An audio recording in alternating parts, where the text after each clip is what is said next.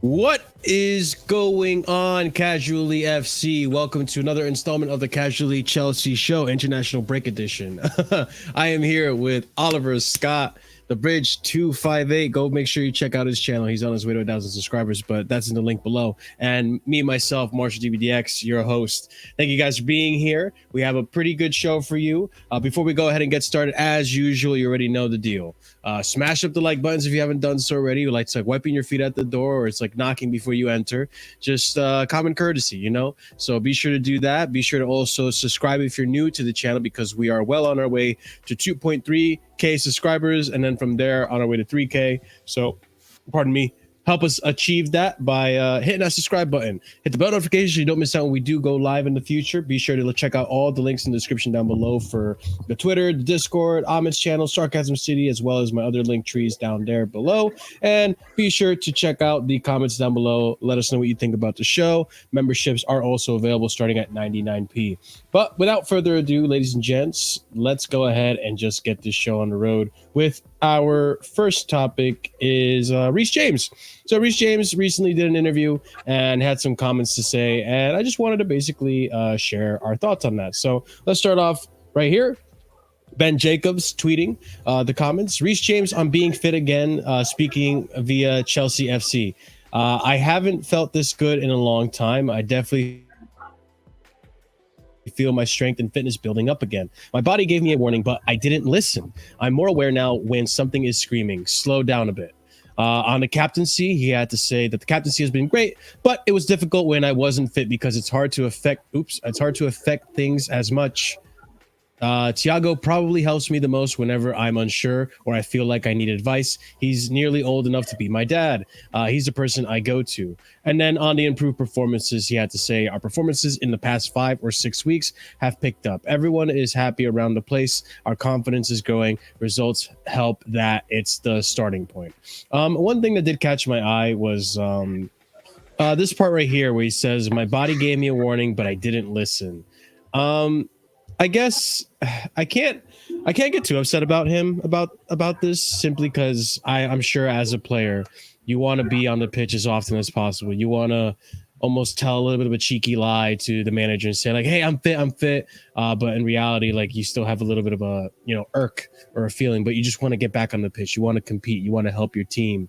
So I can't get too mad at him about it, but in the sense of like, he should also know how injury prone he's been, and it almost makes me wonder if he did the same exact thing prior to this season, where he was just antsy to get back on the pitch, antsy to get into preseason, and didn't listen to his body, and then plays the first game against Liverpool, which is an intense game, and then re-injures his hamstring.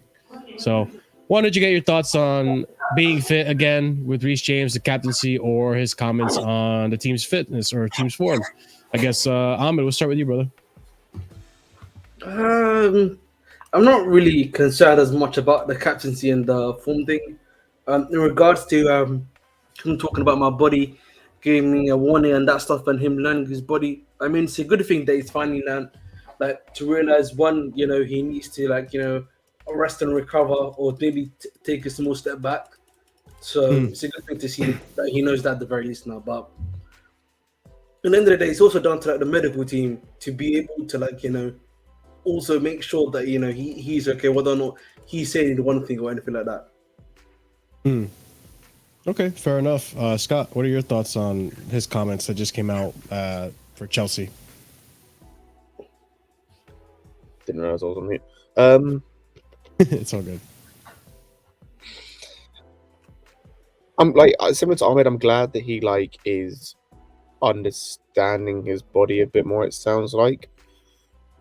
The problem I have with comments like these and other comments that are made by other people, not just in doing this, but doing most things, is like, these comments mean nothing if he gets injured again, at least anytime soon, and that's the issue. But I do like the comments, as Ahmed said, it kind of shows that he's understanding his body a bit more, which is good. Hopefully, it means he's not going to push himself as much, and whatnot. And yeah, and I just hope that he does stay fit, because if he's fit and at his best, he's the best right back in the world. and for me, it's not even close. But the problem is he's not fit enough, and I don't want him to have the same problems that Kante had, where for as good as Kante was and still is to an extent, it didn't matter because he played like 2 months out of the season, which you can't rely on. So I don't want Reece to go down the same route. I had to play a little bit of a Houdini act right there. I just came in and out. So what are you gonna say, Chris? No. I just hope Reece James ain't spoke too soon, because he said this very soon, just after his injury. It's a big injury, like out for a month, is he? Like He that's was a out month. for, I want to say, a month and a half. Yeah, It was 3 months. like I do have confidence he 3 won't, months? Okay. but I honestly do have a lot more confidence he won't get injured. Like obviously his words are good. Like hopefully he is actually. It's not just words, it's action as well. What he's doing, he isn't over pushing himself. But like, also we got a really good backup. Like we're not gonna overuse Reece James like every game. Like we should use Gusto, in smaller Premier League games at times, or sub him on at times, or the Carabao Cup games as well. Like Gusto is a really good right back as well for a backup. Like you should always have that option to use. So hopefully we don't see Reece James injured so much anymore, and hopefully this is the only injury he gets this season as well. I'm just hoping that no more injuries from Reece James. That'd be great. So it's just time will tell. Hopefully he doesn't get injured again, because if he gets another big injury, it's going to look very worrying for Reece James. I will say, as a player. I would agree. Oliver, do you share the same pretty much sentiment as everyone else on the panel? Yeah, I do. And this answers a lot of questions that I had. When fans were first talking about Reece James potentially being a captain, and then obviously when Poch made him the captain, I had a lot of questions, and it was around things like this. He's a young guy, and I can understand it as a young guy that you're going to be a bit irresponsible in this way. But as a captain, you need to really kind of cut that out and be a leader and set an example for the rest of the team. And he's admitted here that he was irresponsible in the past. He didn't listen to his body, and now he's clearly taken a different mindset. So I just hope that continues, and I'm very happy that he's taken that on board, because we can't have the standard can't be any less from a Chelsea captain. So it's all good for me. Yeah, I would have to agree, and I would hope that, like you said, he stays fit. Like everyone here said, pretty much stays fit. And really accomplishes a lot and fills in those the captaincy role, because we need him. We need his leadership on that pitch. I think having a proper captain, like, no offense to Conor Gallagher, I mean, I just don't think he's ready to be that leader on the pitch. Sure, but like at the same time, like I still think he's learning a lot, and Reece has done a lot for Chelsea. He's won the Champions League with us. He knows the mentality. He's been through our worst season, and he's been through some of our best. So having that experience, having that mentality, having that leadership, and seeing all these players that have come and gone, Aspie, Jorginho, Kovacic, we have Thiago Silva in the team. You can learn a lot off of picking their brains. So I think he's the guy that should be our captain. We all know this. We all agree with that. We just need him to be on the pitch more often. Let's go on to the next story that I wanted to discuss. And Chris, you might like this one. So Timo Werner is coming back to the Premier League. Yeah. So rumor has it that there's links between him and Crystal Palace. But there's also another link here that we have in a tweet, is that Fulham apparently want to sign Timo Werner from RB Leipzig on a loan deal in January. I mean, we will discuss the offside rule depending on how that changes. It could be good for Timo, but things haven't been looking very good for him at Leipzig. I don't think coming to the Premier League is going to really change his woes at all. So I think this is a bad move for him, to be honest with you. With the new offside rule, maybe coming into place. If there is a new offside rule. If. That's a big if. And the thing with the offside rule is, when is it going to come into effect, if at all? When is it going to come into effect? 28. Well, there you go. So it doesn't matter. Yeah, so it doesn't matter. It doesn't even affect him. It would be a loan. Honestly, I wouldn't mind Timo Werner as a backup to Chelsea, since we've got really no backup to a striker. Oh my God, come on, Chris. To Chelsea? To Chelsea. I wouldn't mind as a backup. As a loan, by the way. Huh? As a loan. Not buy. To Chelsea? Yeah, because we have no striker, do we? Like, is Broja fit? I'd rather Broja than fucking Timo. Is Broja even fit? Still. He just played the last game against Man City. Oh, we did came on. Yeah, he won the penalty. Werner's Yeah, you also are right. not a striker. I think we quite clearly He is a saw striker, that though. and He is a established that. Well, he could play on the wing as well as a backup as well. I'm not saying to start for Chelsea, but as a Why? loan option, Back up to not who? to anyone. Like he's got great movement. What do you man. mean Like, to anyone? If you were to put him on wing, you'd put him on the left side. He'd be Let the me fourth just- choice. I just want to step in here. Jackson has already equalled Werner's best goal scoring season in the Premier League. Yeah. No, but I'm not saying he should overtake Jackson. By the way, I'm not saying that. I'm just saying as a loan, as a backup for the rest of the season. Say we can't get a striker. If we can't get a striker, going to warm up the bench. He's not going to play at all. He's not going to be a backup. Chris, we're not looking for a backup. We're looking for a starter. We're looking to make Jackson the backup. I'm saying, yeah. We've already got too many people with backup. If we don't actually, no, but I'm saying we can't get a striker, right? A main striker. I wouldn't mind bringing in Timo Werner as a backup because he did all right for us. I thought just for a backup level anyway. If we can't get a main striker, bring him in as a backup. Yeah, just for half a season. A backup for who? Jackson. We have Broja. We have I David think Washington. Oh come on, Washington. You think he's better than Broja? I think he is. Yeah. By the way, Broja playing for Southampton scored as many goals as Timo Werner in his best goal scoring season at Southampton. Has he scored like one for Chelsea so far still? Yeah, no, he scored 2. He scored 2. Oh, yeah, against Wolves last season and then Fulham this season. I know, I just want to point something out as well. You know this man, by the way, currently for RB Leipzig, there are only 5 players that have played less minutes than this man so far this season. Wait, sorry, say it again? There are only 5 players in that players. Leipzig squad that have played less minutes than Timo Werner this season. Oh yeah, I don't think they need him anymore. That's the sad truth of it. But like, if he's like 100k a week alone, I wouldn't mind that. I really wouldn't mind it. 100k Plus, I like a him. week. Oh my god! That's not. Come on, Malang Sarr's on 120k a week. Come on, like we see. And that's the Chelsea standard, Chris. No, but I'm just saying, like that's like 100k is like nothing like today's. Oh, look what you did! Look what you did! Alva working up Andrew, man. Cause you no, as a backup at 100k a week. He's not gonna play a single minute. Come on, man. I like Timo Werner. Let me have Timo Werner for I know another you half do, season. but if you had set Timo as a starter for like the development team, maybe I don't know. Like, No, what did we do for Drinkwater? Drinkwater was playing in the U21s, right, or something like that. I don't know. But Drinkwater we bought for 35 million. We should never bought Drinkwater. I'm just saying, just half a season for Timo Werner. Let me have him for half a season back. No. Come on, guys.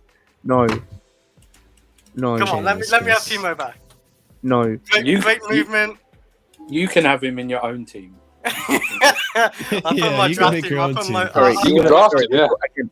We're talking about the 4th choice striker right now for RB Leipzig, and you want to bring him back as a backup. No, and they bought him as the first choice, and he just fell down to complete. Because he's their worst striker. I saw him score a banger from the. Does he even get called up for Germany anymore at this point? No, of course he doesn't. Just let me have Timo back. Look, listen, don't get me wrong. I like Timo as a person. As a player, he sucks. He was terrible for Chelsea, and he hasn't picked it up since. He even went back to his old club, the club that he established himself in, that he actually like had that season where we were like, oh, let's get him. He looks like a really good player. Hasn't even reached those heights again. Also, can I just point something out? Calm's comment. If this is true, by the way, then he has nothing to his game. His pace was the only thing he had to his game. Technically speaking, he might be the worst forward I've ever seen play for Chelsea Football Club on a technical level in terms of when he has the ball at his feet. He is the worst. I didn't know he did his ACL. That's news to me. He's the worst player I've ever seen in my life at Chelsea Football Club in terms of an attacker. The worst player. So you're telling me that he's lost the only thing that was good about him? Why are we entertaining this? Wait, did you say Timo Werner has an ACL injury? He had one. Oh, he had one. Jesus. Last season, apparently. Maybe that's why. What fan you are, Chris? Maybe that's He is shit. Like. Yeah, an ACL can like slow you Bro, down. I watched him against Manchester City last season. He's the exact same player that left us. Might be if not worse. Actually, if he has an ACL injury. If not worse, yeah. He's no better. Well, if he has an ACL injury, maybe. Wasn't it? I'm saying it wasn't an ACL. It was a ligament tear, though. Still bad, but. Oh yeah, because he missed the World Cup. Well, now I remember. Yeah, he missed the World Cup because of that injury, I think. Yeah, it wasn't an ACL, but it was a ligament tear of some description. I was also gonna say too, like, Sorry? called up for Germany anymore? Oh, it's like No, he doesn't. Nope. I was gonna say, like, you've got what's his name? Marshall. Nagelsmann. Yeah, I know. Marshall. Who's done? Yeah. Nagelsmann called up a Werder for Bremen it. striker. Yeah. Go on, Scott. Like, Nagelsmann literally called up a Werder Bremen striker rather than Timo Werner. This is a Werder Bremen side that I'm fairly sure are mid-table at best. Maybe even relegation candidates. He called up one of their strikers rather than Timo Werner. Timo Werner is shit. He's dog shit. He's terrible. He's awful. He's a terrible player. And I don't want him ever at this club again. Anywhere near this club ever again. Let him go to Fulham. He won't do anything at Fulham, but let him go Fulham. He doesn't start ahead of Willian, by the way. I just don't think he's going to do anything in the EPL at all. He's not. I Bad thought when move. I heard saw the rumours of Timo Werner, I thought maybe Arsenal since Jesus is injured. Huh? I honestly thought maybe Arsenal or Man United because Man United's attack is awful anyway. Mate, if Arsenal got him, they need to sack Edu and Arteta straight away. Well, maybe it might not be Arteta's choice though, but he actually did bring them in.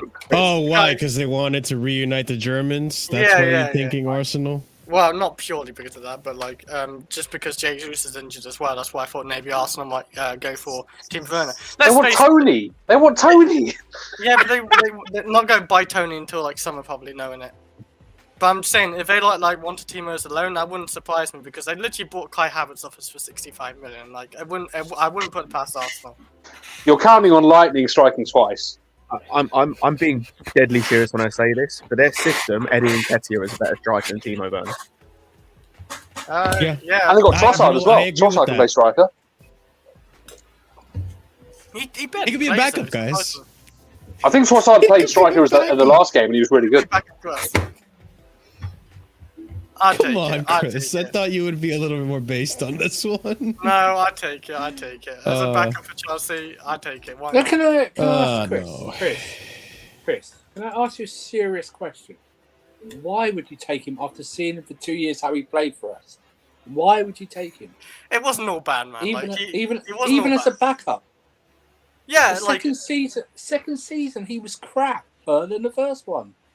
he was a bit worse compared to the first season. I do. So admit. why would you take him even as a backup? What's the point? I was saying as a loan, not buy. By the way, Andrew. I don't care if it's a loan or if Like- it's part of a Oh, it's a free If we Inheritance don't get plan. a striker don't in January, I would have took him as a backup. No, if we don't get a striker in January, I still won't take him. Okay? I He just is one of those things, awful. man. Maybe it's just I want Timo Werner, Andrew. No, this is an intervention now. Let's stop the stream. This is an intervention. That's an intervention. This is appalling. Your talent ID is near enough like 10 halves at the moment. Hey, no, I want You're- Toney Osherman. Like those are the two strikers I'd want, or Lautaro Martinez as the third choice. But you know. What? What What did I say wrong there? I'd rather Alvaro Morata back in Chelsea than Timo at this point. Where is he? Well, let's just Where end the is- stream now, man. Come on, what is this? Can I step I in know here, you. please? I know I you. was spoken. Can I step in, please? Can I just step in Please here? Please, I wanna say the reason I haven't spoken is because this was an idiotic question in my personal opinion. I do not know any single semblance of a regular person that would want Timo Werner back at this football club, and that's pretty much how we have to end it. Why are we even talking about Timo Werner coming back to Chelsea? Who cares if he goes to Fulham? That's what I do. He's not coming to us. It's really as simple as that. Let me just say this Most right likely now. no, yeah. Marshall didn't preface the question to Chris. Would you want him back at Chelsea? He just said Timo Werner's coming Yeah, back. I didn't say that. I just Who said Wait, he takes you? wait. Safi, the reason why he didn't say that because he knew Timo was Chris was gonna say let's bring Timo back because he didn't even need to preface it. He knew what was gonna happen straight away afterwards. Like, come on, man. No, Come but on like now. I You would can win us like £6 in a season or something. That's good. think he was good. I would think that Chris was gonna He keep got it Cole on. Palmer for the penalties. No, I mean he can win. No, he No. can win them. He can win. I he can thought win Chris them. was going to talk I got about one with him Fulham or like other team, not Chelsea. No, he did. He talks about Arsenal. Hang on. Why would we need Timo Werner to win penalties? We're already winning penalties without Timo Werner this season. We are winning a few, but Timo's that extra, bench player that can maybe. Hang win on, are you penalties. saying that's? Hang on. Are you trying to claim that's a good? Are you trying I can't to tell if you're trolling or being genuine right now. Are you trying to claim that's? Are you trying to claim it's a good attribute for Timo Werner that he wins penalties? Is that what you're trying to say? And he's got great movement speed normally, but then again the injury, so that might have fucked him. The only movement I got from Timo Werner is I want to be sick when I watch him play. All right, that's what I do. Yeah. Yeah, He move makes into me the sick. toilet. He makes me sick. That's what he does. Okay. This is appalling. That's the worst thing. This is the worst thing you've ever said on stream. It might be, but It's genuinely the worst. He said it might be. This is worse than your Everton 8th finish. You'll never let him go. I actually said Everton to get relegated this season. I might be right. So That's No, Not fine. really, because they they're only need not. to win the next game. And they're back in there. I can't Yeah, lie, Chris. They might actually survive. The teams are so Oh, bad down there. Bro, do you know how bad? Do you know how bad the bottom three have to be? The team that's bottom are still bottom, like on goal difference. Burnley is still below them, Burnley's even still though they're bottom. 10 points. Luton's And if they win one game, they legit have to win one game, and they leapfrog Luton out of the They relegation. need to beat United. If they beat United, I think they face United on Sunday. Not even that. Ahmed, forget all of that. Forget all of who they have to beat. You're relying on either them winning a game first or Luton winning a game first. That's very Luton, man. Legit, that's all it is. A miracle. As soon as they win a game, and Luton don't, they're out of the relegation zone. And guess what game's coming up? Chelsea at Goodison Park. Oh, It's written in the stars. we'll draw against Everton. I don't think we'll lose to them. But yeah, what's the next? Marshall's, Yeah, we don't have the stream format, unfortunately. So Marshall, man, you know, PC's I- having What a day howler. for his, what day for his internet stop messing up? yeah, so Oh, there we There's go. so much I can do about Timo Werner myself. I'm We're all back. out. I had to restart my browser. Yeah, listen, I didn't ask anything about Timo coming to Chelsea. I just thought, what do you think about Timo coming back to the Prem? And you made it about bringing him back to Chelsea as He a cooked. fucking loan to the backup. To the backup. Fine. Like, come on.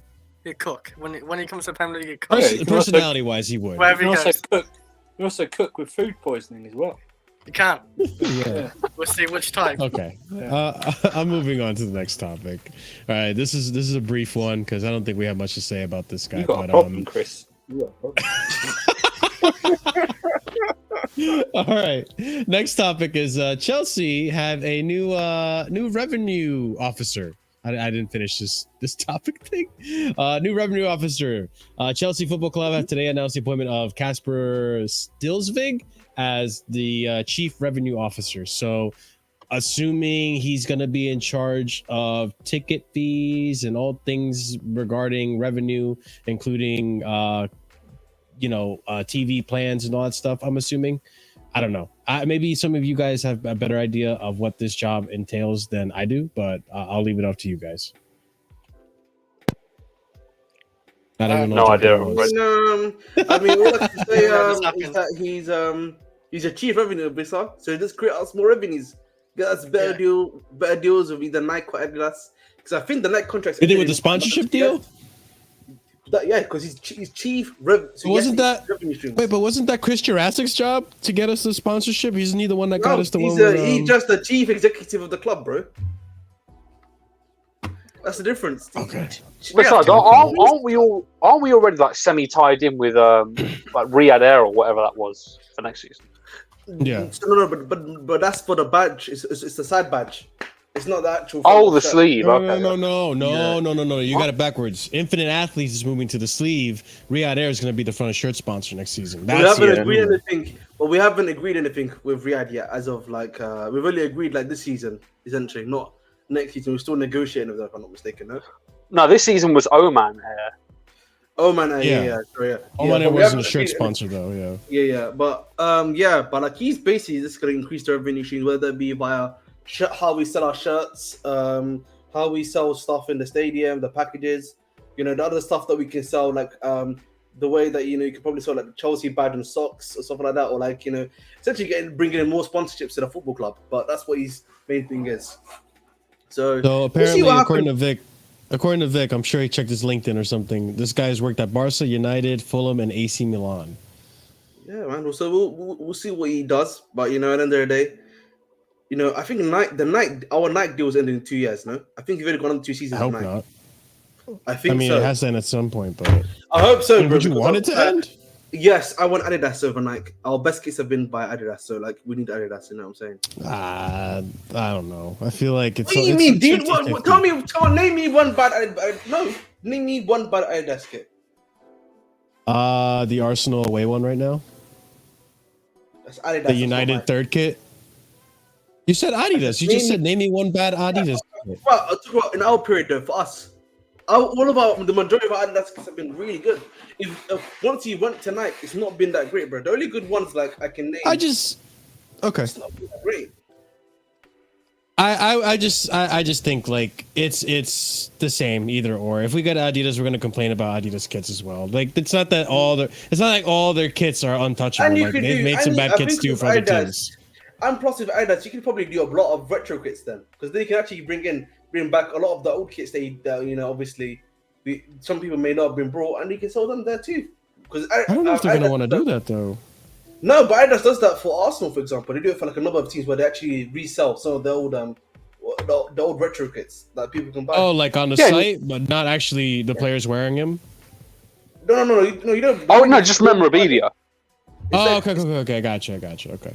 Like how like sense. Now you can get some of the old Chelsea kits. Like if you go to like the but they're called retro kits because they've been made now, but they were like worn previously. Oh, okay, fair enough then. Yeah, I mean, then maybe why not? Listen, it doesn't bother me. I'm not too fussed about the kits. I mean, there's always gonna be one shit kit, one decent kit, and one up in the air 50-50. Bro, we haven't had that many good kits though. We really haven't. Like we probably every time out of the 3. Usually it's only 1 out of 3, and it's not usually even the home kit. The number one I feel like we're wearing. Yeah, normally I feel like this season. This is my opinion. This season, I feel like all our kits have been good. Like my least favorite one is the mint one, and I don't think the mint one's bad looking at all. Then last season, I feel like we had a solid 3 as well. The season prior to that checkered one was horrible. The Borussia Dortmund one was pretty neat, and then the beige one was my favorite one. I did like. And then the one before that, I can't really remember. The Crystal Palace third kit. The Crystal Palace third kit was horrible. But then we had that sky blue one, right, with the dashes and stuff. I think that one was a cool kit. Chelsea's second kit. Yeah, the second kit was like a baby blue. I like that one. Yeah. And the first kit was okay. So I don't think it was that bad. I think we just focused too much on that really, really shit one. But the Crystal Palace one was really bad. I think the best year was 2019, when we had the black and orange third kit, I think it was. Oh, and the white away. Yokohama, though? Yeah, the last year with Yokohama, that was the best year with Nike. Those are some nice kits too. The thing is, man, listen, this is Chelsea Football Club, man. We need to have we need to have above average kits, man. You know what I'm saying? What about this season, Ahmed? Do you not like this season's kit? We haven't even seen the second and third kits this season. We've only seen the home kit. No, we've seen the mint. No, I mean in the game. Oh, wow. Yeah, we have. What? Oh, I think in the second one we haven't seen. We haven't seen away. It was we haven't seen away yet. In the Carabao Cup when Palmer started, I think his first game. What were you gonna say, Scott? I heard you were gonna say something. Well, I was gonna say I didn't think we'd seen the kids. Yeah, the third match we might. Remember. Hang on, we played all the Carabao Cup games at home, so we wouldn't have seen the other. We played one game with the mint kit. I don't think we did. It was the day it came out. We played with it. I thought that too when it got announced. Maybe it's like behind the. Was it behind the doors? Like no. We saw it. Yeah, I don't know. I'm pretty sure it was the Brighton game. Bournemouth. If I'm not mistaken. Wait. Bournemouth.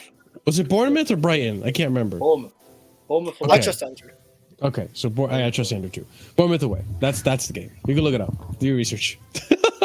All right, but okay. So revenue officer. I mean, that's a good thing. Let's see what happens. Maybe we'll hear some things about that in the future. Not much to really say on that. Figured I'd bring it up because it is news and it is a little bit of a slow week, as you guys already know. But let's talk about something in your wheelhouse, Ahmed, because you're always good about this stuff. Let's talk about some stadium updates. All right, so we have a little bit of updates on the stadium. It doesn't seem like good news, but I could be wrong. So let's go ahead and read the tweets I have here. Todd Bowley and Clear Lake are still understood to be assessing their stadium redevelopment options and have not committed to building a new stadium at Stamford Bridge despite finalizing, a land deal to purchase the 1.2 acre Sir Oswald Stoll mansion site. And then the next one here, Chelsea are not in talks to purchase the former Earl's Court Exhibition Center site for a potential relocation from Stamford Bridge, according to the company overseeing the multi-billion-pound redevelopment project. Okay, so essentially what I'm understanding is that there's still no fucking plan. We don't know if we're going to rebuild, and we don't know if we're going to move. So what the fuck? We're not going to go there. But the thing is, if we're not going there, that means if we're not in any talks to buy that place, that means we're just going to be renewing Stamford Bridge. That's literally the. So we're rebuilding where we're going to be, essentially. We're literally just going to be at Stamford Bridge. That's what it means. It's such a waste of time. That's what I'm saying. It feels like a waste of time. Like, why buy that? Like, I don't know. Because the Excel, that used to be called the Excel Theatre. That actually used to be called the Excel Theatre previously. The Excel Theatre has been been waiting to be brought for quite a while actually. So I'm surprised it actually hasn't been brought yet. So surprised. Isn't this Earl's Court? Isn't this like what they're going to turn into, like a shopping mall of sorts? No, they're going to make this into a bunch of houses. They're going to make this into a bunch of houses. I don't. This is just on the underfloor will be like another Tesco local, maybe a little cheeky Starbucks or like a Costa Coffee, whatever it is. Cheeky Starbucks. That's what they usually do down there, bro. That's what they usually build. Yeah, I mean, I'm not surprised. That's what they do here in America too. I mean, I don't know. It's frustrating. I feel like we're wasting a lot of time. I feel like we're wasting a lot of time on this stuff. I don't understand. If we haven't already been in talks of redeveloping at the actual Stamford Bridge, then what the fuck was the point of buying that land? Like, literally, what was the point of buying that extra land if it's not to expand the stadium from there? Shits and giggles? Shits and giggles, I guess. Flexing our money. I don't know, man. It seems more and more likely that we're just going to rebuild at Stamford Bridge, which I don't like, but if it means getting a stadium down the line or more capacity, then I guess so be it. It's just going to be so long just for an extra 15k. I was gonna say it's a waste of time because it's still like it's just. I think I found out like a while ago when this first got announced. I think we're like in the middle in terms like around like 10th for biggest stadiums. Oh, Jesus. Yeah. Yeah. We're low down. Let me. I think we might be 11th actually. Scott, by the way. Premier League. That's insane considering we won 2 Champions Leagues. Yeah, we're like one of the biggest clubs in Europe, and we are 11th in the Premier League when it comes. We're literally top 3. It's pathetic. Biggest English club, I think, in the league. In top 4 Navy. So we're 9th, by the way. So we're the 9th still not biggest capacity in the league. Wait, do you have a list there? Can you see what's ahead of us? Yeah, so I can, but keep in mind, Everton are one below us, and they are in the process of building a new stadium, so they will go above us. The ones that are above us are Villa Park, St James's Park, the Etihad, the Emirates, Anfield, the London Stadium, Tottenham Hotspur Stadium, and Old Trafford. Am I correct in thinking is it 10,000 or 15,000 they can expand it by as like a maximum? Up to 15,000. I heard 15. 15, so I really don't know. Up to 55k, so it's 15,000.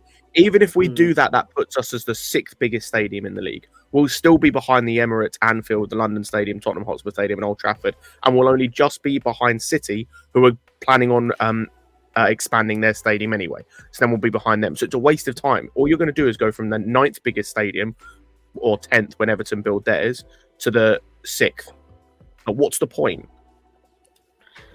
There's no way for us to move it, though, is there? Half of those seats they're going to put in are going to be friggin' what they like corporate seats. Anyway. Hospitality. Hospitality. Like, what's the point? It sucks. It's all stupid. The stadium's doomed. I mean, we need to move it. What makes it extra frustrating is the fact that, like, I mean, I understand the pros to it, but the cons right now we're feeling it is the pitch owners, right? Because if it wasn't for the pitch owners, this probably would have been done years ago. Am I wrong in saying that? I would say it would have been done a while ago. Yes.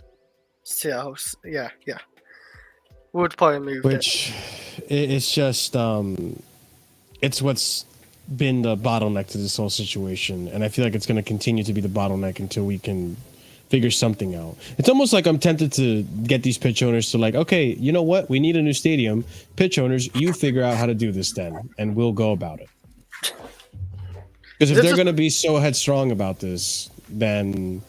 Well, I hope they know the ticket prices are just going to keep going up and up because, like, this is how it's going to go. Like, when you have a smaller stadium and a lot of fans want to get in, it's just the prices just going to go up higher and higher. We've been lucky, so lucky actually, how low it's been for how small our stadium is. Mm-hmm. So it's hard to get a ticket. Well, for me, it was. Yeah. Anyway. I mean, I expect it to be difficult when I visit London. That I'm probably not going to have much of a chance to get my own You just ticket. need to know someone like Fatter Navy. Fatter's good at it. All right, cool. Well, Fatter, shout out to you. I'm gonna hit you up when I visit London, bro. I feel like he's pretty good at it. But that's the update basically on the stadium. It's frustrating. It seems like we made 2 steps forward and then we put 3 steps back. We're back where we started again. So no progress being made on it, essentially. All of it was just talk and hype, and now it's disappointing to see this happening. But all right, let's move on to the next topic, which this is going to be an interesting conversation to have, I think. Let's discuss the new offside rule that will be presented as an idea or a solution to our offside woes in the FA or PGMOL. All right, first thing first is this. I needed to put this as an example because this happened shortly after the Wenger offside was proposed, right? Questionable refereeing to end a questionable game. And I think this is the Chelsea women's versus Real Madrid women's, right? Kerr's involvement is subjected, but if the offside wasn't given due to Kerr's involvement, then there's a criminal decision. UEFA's live feeds still have it down as Chelsea being the one flagged offside. So apparently this player here was offside at the moment the pass was given. This is insane to me. This is absolutely insane to me. Bro, but why are we talking about... You okay? No, I was saying, why are we talking about this? Like, because like we know in the women's game, they don't have VAR available to them. If they had VAR available for them, this probably would have. I know, but as a linesman, you should never get an offside. Like as an offside, look how fast she's in. This is not PGMO, by the way. This is actually European. Yeah. This is in the Champions League. So Yeah, let me reiterate. This is an example of why we need to figure out offsides. This is a really bad example. Obviously, it's an extreme example, but the linesman should be able to see that this is clearly not offsides. The fact that they weren't able to see that is absolutely a joke. Now, there's been a lot of scrutiny in the past, I want to say 4 or 5 years, guys, right? With what should be considered offside. So there's been a new rule proposed for offsides that I guess Arsene Wenger pitched this. And the Wenger offside law being introduced in 2024, 2025 is a possibility. If the attacker's entire body completely overtakes the last defender, it's offside. But if a small part of the attacker's body is offside, quote unquote, it won't be considered offside anymore. So essentially, the whole entire player's body needs to be ahead of the defender for it to be considered offside. Personally, me, before I let you guys discuss this,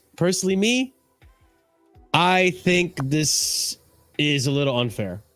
I think we should keep it where if it's a player's body part that is playable in the game, that is ahead of the defender, that should be considered offside. Because for me, this is going to change the game tactically, in a tactical sense, immensely. All you're going to have is like a Sterling keeping one leg back and then just being one full body ahead of the defender. Can you imagine Mudryk like that? It'll be fucking nuts. It'll be nuts. And if they're considering the whole body too, all it takes is the defender making the mistake of reaching out with the arm for the attacker to be onside. So it just seems a little too excessive for me. I think we need to establish what body parts are not going to be considered playable, right? So I would think anything from the shoulders down isn't a playable part of the body, and anything that is a playable part of the body that is ahead of the defender should be considered offside. That's my 2 cents on this. I was gonna say, go on if you was. Sorry, Oliver, if I cut you off. I'm just gonna say this. I'll be very quick. You know, this. I don't see how this like. It obviously helps because there's going to be less ambiguity with the offsides and all that. But at the end of the day, you're just accepting poor refereeing standards. You're reshaping the game to accommodate poor referees rather than asking for better referees. I think we should be getting better referees. This isn't the solution, and this has more impacts than you think. This changes football tactics because what will probably happen is teams will be less inclined to play a high line because there's now so much more risk to it. You're just multiplying the risk. So it changes the game as we know it. So if you're up for that change, then great. But I'm personally fine with it. We just need better officiating. I don't agree with I don't know what Wenger's actually really thinking. You can't put a whole body and leg and stuff above the guy because I think that's just unfair. Like they have advantage, the pacier people. But I also think they should be, well, for example, VAR should be off it a bit, say a toenail's offside and it's a little part of the toe is offside. I don't agree that should be offside. And for example, I know it gave us a red card on it, but was it Jackson's ass offside against Tottenham? I don't think that should be offside. Really. Yeah, it was. I don't think stuff like that should be offside. I think that's just too just nuts, just to put out all that type. But the thing is that was a subjective offside because the referee has to make the decision. Did Jackson interfere with the play there? He didn't know. So that's a different conversation entirely, I think. I know, but it's just even just a little bit of a toe is just offside, and they say offside because I see a little bit of a toe offside. I don't think that should be an offside. I just think if your whole leg's offside, way offside. I think you're pushing it there, but if it's just a toe, then I'm fine with it. They should change it a little bit. I think just not Arsene. They're not gonna listen to Arsene Wenger. I don't think. He's just a pundit now. He's not is he just a pundit? No, he works for FIFA. Yeah, he works for FIFA, dude. Oh shit.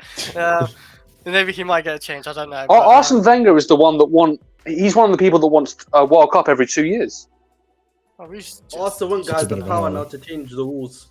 He's in a position where he can change the rules of the game essentially, pending obviously a FIFA vote. So, I just think for this year, if you're a fast guy, you've won in the league. Yeah, imagine Diaby or even Madueke and any other fast people. I just go it will change the game of football. Go on. Because majority of offsides guys are the one on top. The one on top is a majority of the offsides that get caught the majority of the time. So I think that's fair. Listen, man, we don't want that to. Let's keep it as it is, man. You wouldn't change it a little bit? No, let's not change it, man. Have you had any issues with the offside rule as it is right now? I feel like most of the issues have been the officials. No, not really, man. Because the problem is, man, a lot of the time, a lot of these players, because of how fast some of these guys are who are out front, they just don't learn to control their own pace, and so you get guys like Timo Werner who just are so erratic with their pace control. They're either too far or they're just too low. You know what I mean? They just can't control their own pace. So, talk about the comment. If that was allowed, if what Arsene Wenger got away, Timo Werner would have cooked for Chelsea. He would have got a lot of goals because a lot of his goals were just allowed due to being a little bit offside. He would have cooked for Chelsea. But yeah, that's what it means. Pacey players would abuse that system, and it's just not. That isn't right. You shouldn't abuse it like that. So, he would have still missed. He would have still missed. No. Scott, what do you think, bro? He didn't. He actually didn't. Just saying it. I kind of agree with Ola in the sense of I don't necessarily think this is the answer. I do feel the offside technology, the semi-automated thing, excuse me, that should be something they look to implement, but obviously the league isn't. We don't even have 4K cameras yet. I feel like it's the refs that are the issue rather than the rule. like the rule for the most part makes sense. Like it makes complete sense, the rule. It's just the way that, as per most things, the way it is not necessarily implemented, but the way it's officiated is not great. So yeah, I don't feel like changing the whole rule is going to make that much of a difference, to be completely honest. I feel that. So I just again, changed it's it a little bit. a little bit to what? Like, just for example, your toe is like offside, for example. I think that's just ridiculous to put as offside to me. I don't think that really gives you advantage, or your ass for when Jackson's. I mean, it's a playable part, like Marshall said, playable part of the I know, body. yeah, but I don't think it actually gives them an advantage in their run. So what if you score with your toe? What if you score with your toe? That's an advantage. Like, say for example, like 40, 50 yards away, I don't think that really gives them to advantage of like. I mean, hold on. Let's just play with this hypothetical, right? Like less than an inch. Let's say he does get a toe, an inch ahead of the defender, but the defender has the same exact pace as this striker or attacker. Let's say, right? They keep up with each other until the moment of the goal. That little inch, that is the difference between the defender making it towards the ball and deflecting it, and not giving the striker or the attacker that goal, versus him actually getting that goal. So it does make a difference. Well, Marshall, what if the defender pulls his hamstring? There's 1v1. But that can happen if he's onside though, like just way onside, he can still pull his hamstring and run. No, my point is but this just is that overcomplicating. marginal difference does I don't think a whole like a less than an inch or half an inch or an inch would make a difference. I'm just saying if it's not obvious he's offside, I don't think it should be offside.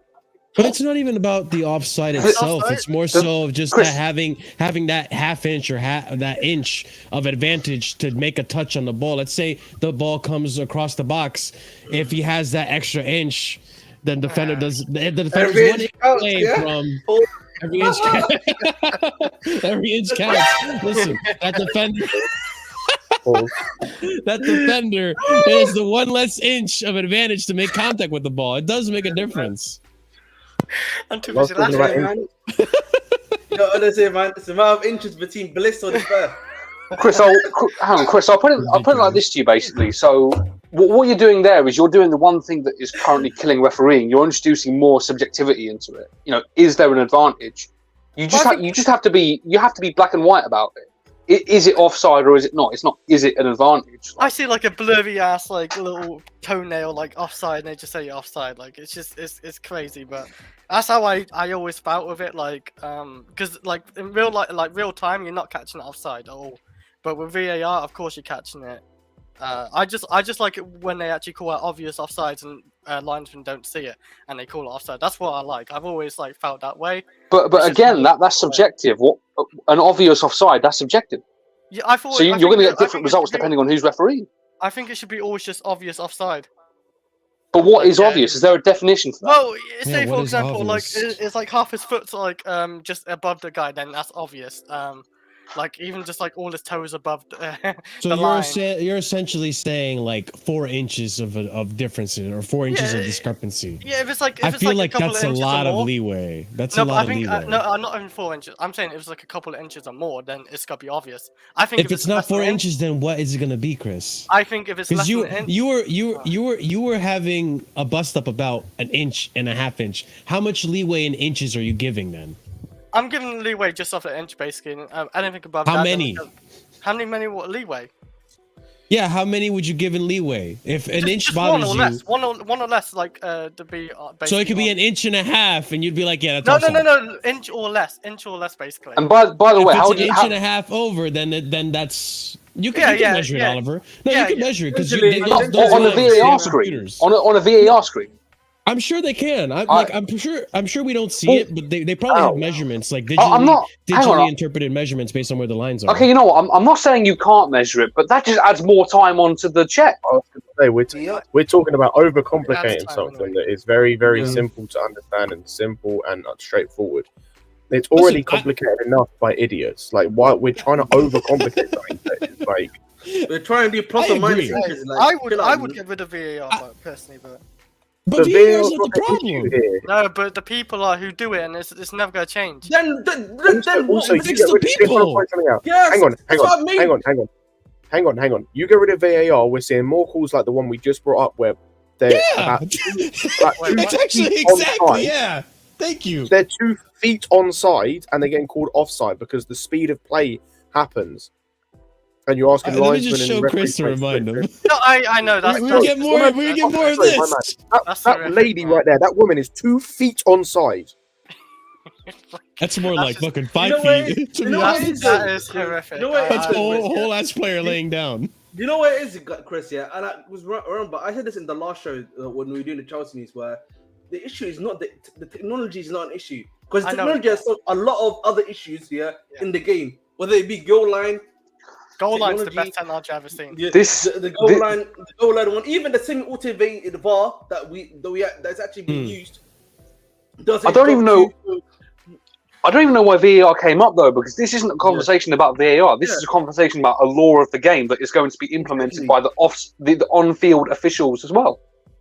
But I mean, the reason VAR So this is across the board because it's going to have to be looked at through VAR. Obviously, always the whole player's body going out, or are we satisfied with the rule how it is right now, where it's like, you know, is if it's a playable part of the body that's ahead of the defender, then it's offside. Chris has a discrepancy with how accurate it is, and sometimes it could be a little too accurate, which. You know what? I'd rather it be too accurate than inaccurate. I don't like the lines either, by the way. Just I hate that listen, line. just fix the humans, bro. Fix the humans. I think fix the humans, because we didn't have, like, I don't know if you recall, Chris, but like you didn't have any issues with VAR calls during the World Cup. The World Cup, No, as far as I'm aware, the there's World too much Cup was an absolutely flawless World Cup when it comes to referee decisions. I don't think there's anything controversial that I can think Most of of on it top of my head. was most of it is great. I will admit, like in the World Cup, it was great. I thought. The only one I can remember was the Messi handball versus the Netherlands. Yeah, that's the only thing. Like that should have been. I can't remember. I can't remember exactly, but that definitely should have been looked at, and it didn't get looked at. On a side Yeah. note as well, like the solution to all of this has already been mentioned by Vic and myself and others. Like the solution to all of this problem with the offside and all this nonsense is already out there, but the league is refusing to implement it. So it's not a problem anymore of the rule, of the technology, of the referees even at this point. The issue at this point is the league. The fact they will not implement a piece of technology which has provably worked, is quicker as well than the current state they're using it. So that fixes the issue in and of itself in terms of it taking a long time to draw the lines and all that bollocks. Like we have provable, like what's the word? Evidence of a piece of technology working and benefiting and helping with this situation. The league don't want to implement it. At that point, it's nothing to do with the rule. It's nothing to do with the technology. Nothing to even do, as I said, with the referees. It's the league. I will ask one thing as well. I think Oliver, I think you may have posted this on the Discord. I don't remember, but do remind me. Apparently, the league is trying to hire new refs, or looking for new refs. No experience required. They were looking for new video assistant referees, so people to operate VAR. But apparently, this was posted by The Athletic. Apparently, the job advert doesn't require any former experience. But real quick, before you go, Ahmed, I almost feel like that's a good thing. Why? Because well, the reason I say I feel like it's a good thing is because I feel like most of us who have no experience in that have common sense, and people who have common sense, I feel like get these calls right rather than these referees that are currently working the VAR. Take it from someone who's done a refereeing course and was at one point a qualified referee. You need some level of experience. You need to have at least taken the course, because there's more stuff than just learning about the rules. Like there's way more stuff than just that. What are you gonna say, Ahmed? So I just think for me, I don't know if you know this, but there's an actual like draft of referees. So there's actually like they need referees actually. So like there's not that many people that want to become referees essentially, and so there's a hiring issue. That's why like a lot of the stuff that you're seeing right now and that's happening right now is kind of like why they're asking for no experience for the VAR stuff. So I did read that article, but like again, I just think for me, where it comes down to is that there needs to be better governing. They need to have better teachers, in my opinion, who teach the game, and you know they need to have things of which where guys, whoever's doing this, is able to handle stuff under pressure, where they're not where they're not getting affected by the guys that are on the pitch, and the guys that in VAR can just do their job in a well and sorted manner. That's what you need to do, man. Yeah, I'm not. We can hire that. people with some sort of qualifying, like just like some sort of experience. I'm not saying high level, like you don't need like super high level with Navy, but just some sort of like experience they have. Like Scott said, I wouldn't want non-experienced people. I feel like that'd be like a disaster for the Premier League.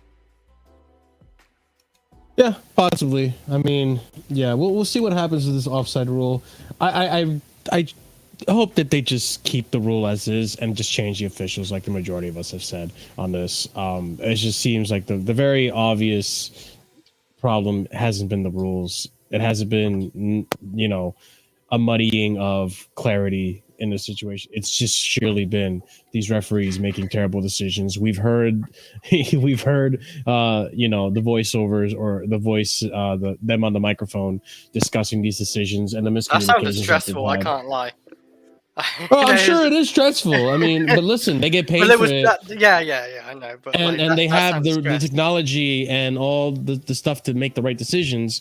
And then when they make the wrong decisions, no shit, you're gonna have pressure on you. By the way, that pressure and stress is why you need experience. Because if you just grab a guy off the street and get them to referee, they're going to freeze up in the middle of a game. Exactly, and you need people. And this is why I go back to the coach, like the coaching. You need people that have been coached into how to deal with that. Like, trust me, they're like. I'm being honest. There were times when I was refereeing. I did referee when I was doing it. Like, most of the time was years ago. This is before I started doing uni, so we're talking 17, 18 years old. And when I was doing it, it's stressful. Like, when you have to make a decision in the game, and we're talking in moments, I'm talking about fucking Sunday league shit. Sometimes not even adults. And you make a mistake and you get, like, the people on the sideline, like, throwing abuse at you and whatnot. So you can't just pull anyone off the street, like, to ask them to do this sort of stuff. It doesn't work that way. I mean, not to mention too, you have the players getting in your face and all that. That's probably another factor as well. And these are athletes, you know what I mean? And the managers also get in your face. Well, look what happened to Anthony Taylor after the Europa League final in the airport. Oh Jesus, yeah. Look at stuff like that. Oh yeah, fair enough. Yeah. So yeah, it can be a very intense position, but hey, you know what? Fans can be very intense fans, but at the same time too, like they just want. I feel like you reduce that amount of scrutiny if you make the right decisions and you communicate better. So if anything, even if we can't get better refereeing, we should do better training when it comes to refereeing. All right, let's go on to the next topic. It's a little bit of a smaller topic, but something I found and I thought it was interesting. So apparently, the Premier League is going to introduce more of a prize money for certain positions on the table. So Premier League's top clubs are set to be handed a greater proportion of prize money. Sources say Man United, Man City, Liverpool, Chelsea, Arsenal, and Tottenham have often been at odds with the other clubs over how the new solidarity system should be paid for. I'm not entirely sure how it's divvied up, but I feel like I agree with this. There should be more of a prize pool. I feel like now with how the transfer window has skyrocketed with the player prices and stuff, like it can be the inflation needs to catch up. So yeah, it makes sense. Increase the prize pool, increase the amount of money you earn through revenue, through streaming revenue, through ad revenue, to whatever, and the club should get more revenue as a result. You have players going for ridiculous amount of price tags, so how else are these other clubs supposed to keep up with that? So this makes sense to me. I don't know if you guys had any 2 cents to add on this. I think this promotes more inflation. Yeah, you think so? Yeah, because a lot of this prize money and the TV revenue goes to players and wages anyway. So if you increase those revenues, then the players will have reason to ask for more money, and it just increases exponentially. That's the way I see it. What I'm not understanding is that wasn't there when is this 80% want to be coming in? Because is it not meant to be coming in next season? Just right now. So no. So it's the wage thing that they've got. So the 80% thing. So essentially, a cap. Yeah, the 80% cap. Isn't that meant to be like next season onwards, from 2024 onwards? I can't remember. I don't It's know. meant to be happening. I think it's meant to be. I'm going to do a little research on this, but I'm pretty sure it's going to be 80%, if I'm not mistaken, from next season onwards. So that 80%, yeah, is going to be bigger now. For a lot of these big clubs, if they're finishing these top spots compared to others, then, and so you kind of run into the problem where it's going to be even more inflation, more so for the upper table teams than really like if you're like a mid-table to lower table team. I've never thought about it that way. To be honest, there's so little I Yeah, know because about I this. think because remember, because the 80% cap, I'm definitely sure it's happening either this year coming or the next year. But whatever it is, it's going to be 80%. And once that hard cap hits, I'm going to be the brave soul to ask the dumb question. Okay, what are you talking about with the 80% cap? Remind me. I might know about it, but I just don't remember. I remember, like like how in the other leagues now they've done a wage cap for the players. So like a team wage gap, well, a wage cap essentially. So like like how in the NBA they have like a contract cap or something like that. You can't make more than X amount of money. If you make if you make an X amount of money, you can only use like 80% of the money. Marshall, I've got an example. Look at Barcelona. No, that's why Barcelona had to like sell off all those players, because they had to make space on their for the cap. Oh, wait, so you're saying like 80% of the club's revenue can be used for players' wages? Is that what you're saying? Yeah, that's what I'm saying. Okay. So that's why, you know when they signed Christensen and they bought Kessie and they couldn't register them, that's why they had to sell all those players to get the wages off the books. Got you. Okay. To comply with that rule. Exactly. So I think you get my point now, but that's what I'm saying to you. So if that happens right now, the inflation will only happen for like the top teams essentially. The top 6 to 7, all of the teams essentially that get into Europe will get like a huge money, a huge monetary value, which will increase whatever they can do in terms of wage gap, wages and everything like that for players. But if you're like a mid-table to lower table team, you're kind of fucked now, because essentially the amount of money that you can now use to buy players, while it may be exponentially large, how it's not going to necessarily help you out with that 80% cap? No, it's not. That is interesting. I'm interested to see how much they would increase it by, because I've just had a look. Out of interest, do you know how much Southampton made last year when getting relegated? Oh, they finished bottom, didn't they? Yeah, I think they made 125, Mike. They made 125 million from the Premier League, no? Not quite that much. They made 100 mil. And they get parachute payments in the EFL as well, don't they? Yeah, they got a parachute payment as well. Don't know what that is, but I mean, let me ask you this to go off on a little bit of a tangent. Just quickly, Marshall, a parachute payment is that, let's say you get relegated. Yes, you're going to lose like a lot of money, but they provide you with some money to kind of help you get on your feet while you're in the first season of the championship. It's basically, I was going to say, those parachute payments are basically why you have certain clubs that can yo-yo from one division to another. Gotcha. Those parachute payments, those parachute payments will help you pay for certain things and like will help you cover certain things. And it's like I said, it's why Norwich and Watford and those type of teams like Fulham were, they're not now. Burnley might potentially be like a yo-yo team. Actually, Burnley were for a couple of seasons like a yo-yo team.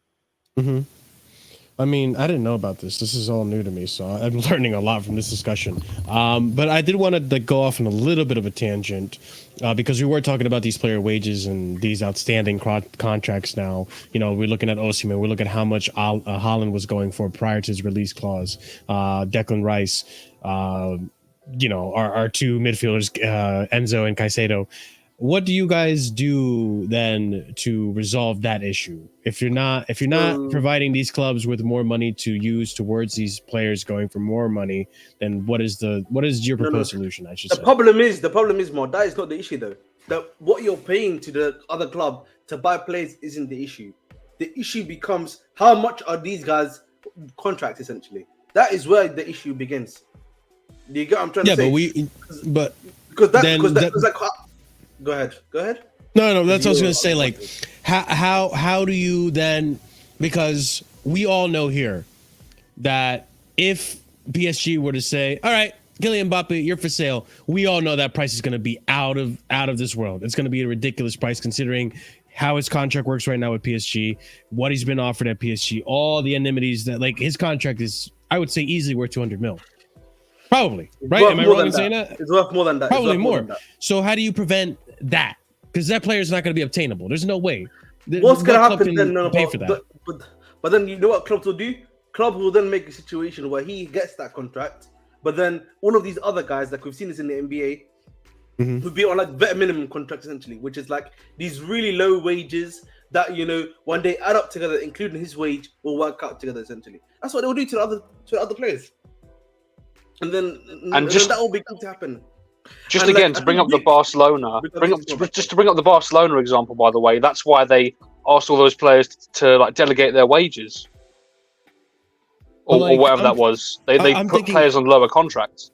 Based on what Ahmed's saying, it sounds like we're going to have teams that are just one-man teams to balance it out, and I don't think that's going to be possible. No. Like, but you're talking about a extremely rare case, though.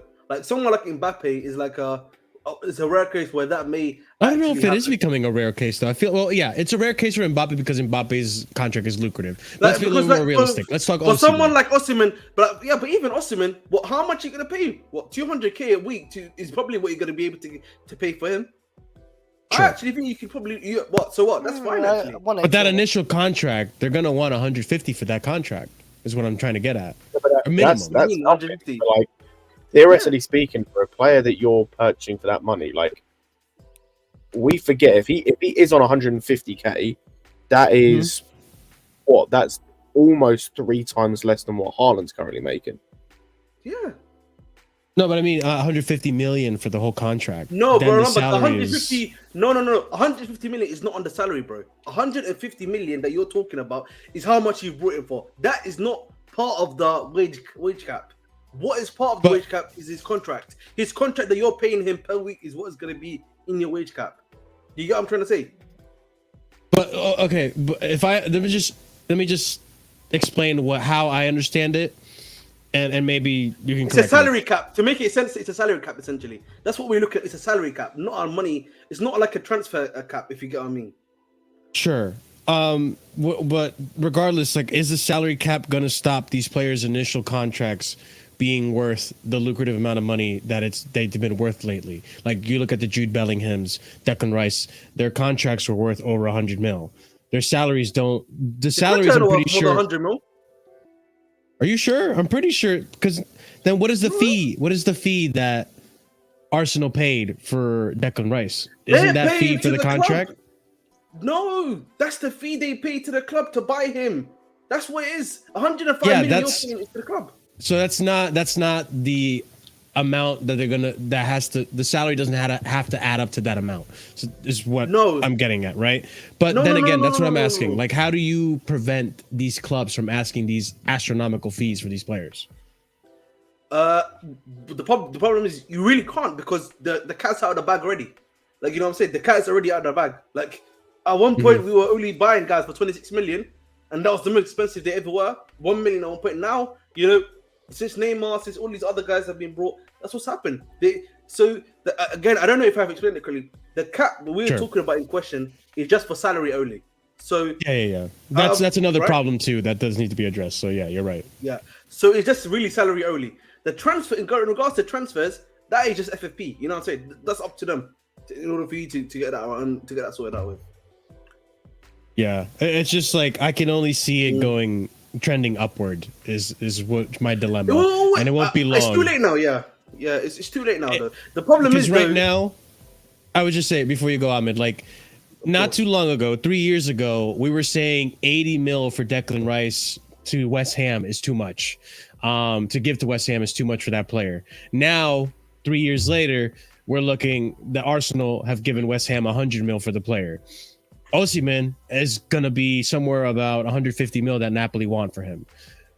Before you know it, 100 mil is going to be like the low point, and then 150 is going to be the average, and so on and so forth. Like, we're going to eventually hit 200s being the average cost of a player. I think that's just getting absurd. Like, we need to. Money isn't infinite. I hear you, bro, but it's too late. Yeah. Also, most Go ahead. teams aren't spending that money, and also, like, I'd argue with that as well.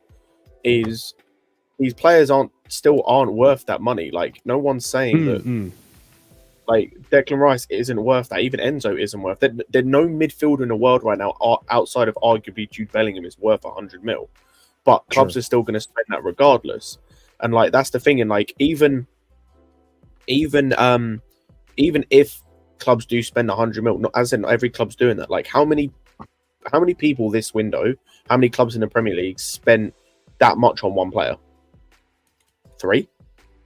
Yeah. There's not really many clubs. And it's like, That's as I when said, you- like you're getting clubs making that amount of money from finishing in the bottom 3. Like if you finish legit, like if you finished last season, Bournemouth finished 15th, got 120 million. So like, and that was last year. And obviously, it always if the more they get from like TV revenue or like TV rights and shit, the more they can do the prize money thing. Yeah, you're obviously going to eventually just get more and more over time. The amount that the team that won the league this year or last year isn't going to be the same. Is going to be more than the team that the amount that the team that won the league 5 years ago got. Yeah, that was my point, because FFP is based against your revenue, and this is what I was saying. How if you introduce larger prize monies and prize bonuses, then that will just inflate the transfer fees even further, and it just grows like just forever. I could see what you mean. Yeah. So Also, as well, like it theoretically speaking, raising the prize money you get from where you finish also should theoretically stop FFP things from happening, because a lot of what FFP is, especially for a lot of circumstances in the UK at the moment, is it's not overspending, it's the fact that you're losing money.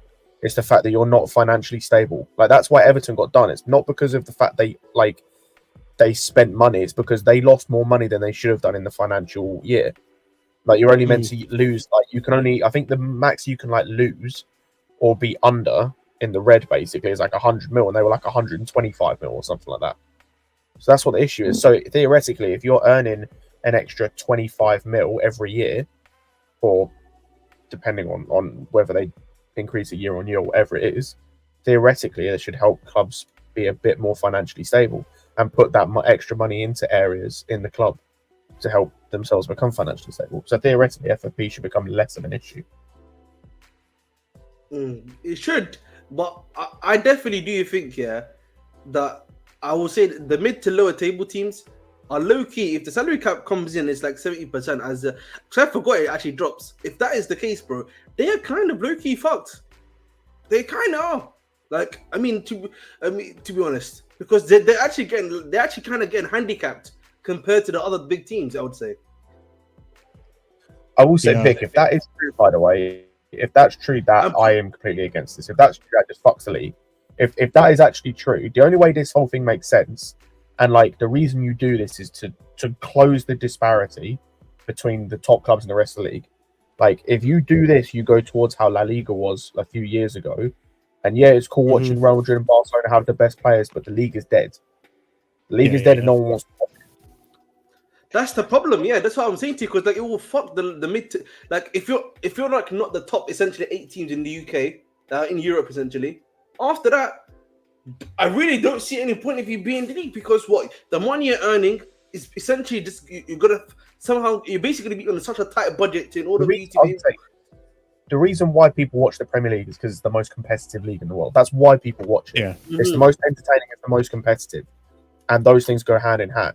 If you take away that competitiveness, if all of a sudden every team under the sun, like they're obviously always doing that, but let's take a Bournemouth, for example. If every team under the sun out of those top 8 is beating them like comfortably all the time because they've got the best players, then what's the point? There's no point you watching that game.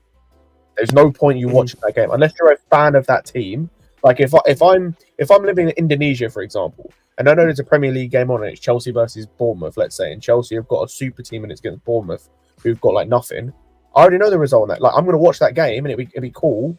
But what's going to be more enjoyable for me to watch? Yeah, legit, I'll watch the highlights. What's going to be more fun for me to watch? Is it going to be a game where I watch a team win 8-0 and it's cool to see a team win 8 goals? But if you're seeing that fairly regularly when it comes to the top It's teams boring. playing. It does get a bit boring. Yeah. Are you going to want to enjoy that, or are you going to watch a game where it's end to end? Bournemouth get a few chances; they have a chance of getting something. Yeah. Chelsea still might win that game, but you've watched a more entertaining game. Essentially, it will just become like I know Scott said the Liga. It will actually just be like everyone will just tune in for the one game. Like, but instead of it being one game in the Premier League, it will be like Chelsea Tottenham or Chelsea United or Chelsea Man City, Chelsea Liverpool, and Chelsea and Newcastle. Essentially, that's all it will be. After that, no one else is watching the game. Basically, that's it. Did anyone notice he didn't say Arsenal? Oh yeah, Chelsea, Arsenal as well. My bad.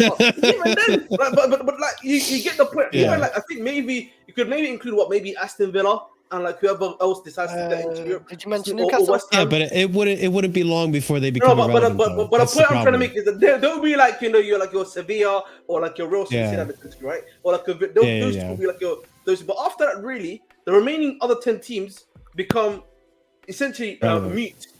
Because you've essentially what's the Just word? fodder, For the right? sake of having a league, fodder. You've basically not neutered them. You've just basically neutered them. You've just made them another Crystal Palace. That's what we begin to do. This is the conundrum we have though, because I saw their Vic's comment, the one we brought up earlier about the revenue sharing benefiting the top six.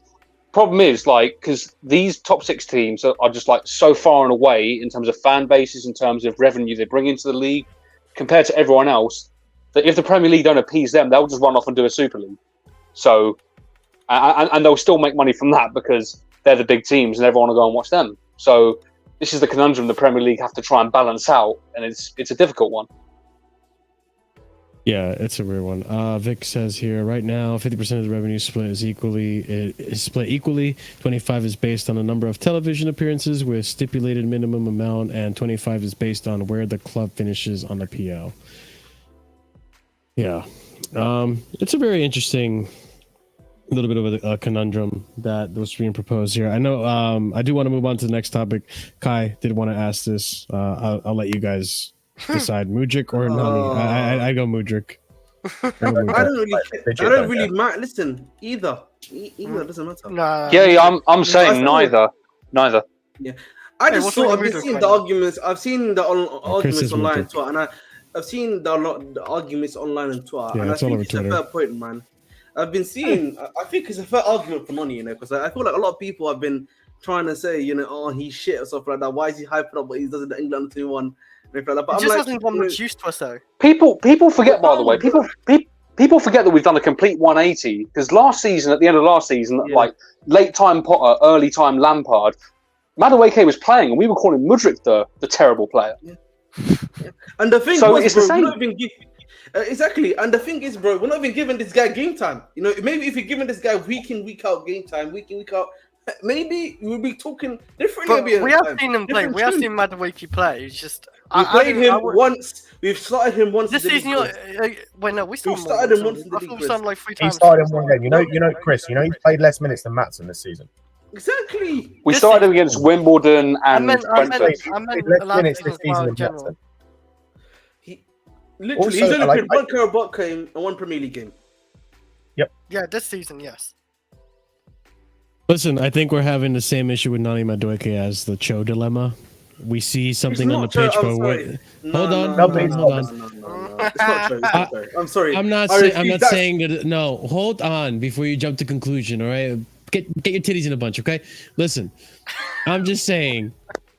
When I'm saying with Cho, I'm not comparing the player when it comes to talent. What I'm saying is in the sense of like, we see one thing on the pitch and we're asking ourselves, why isn't this guy playing more often? And then we hear another thing in training.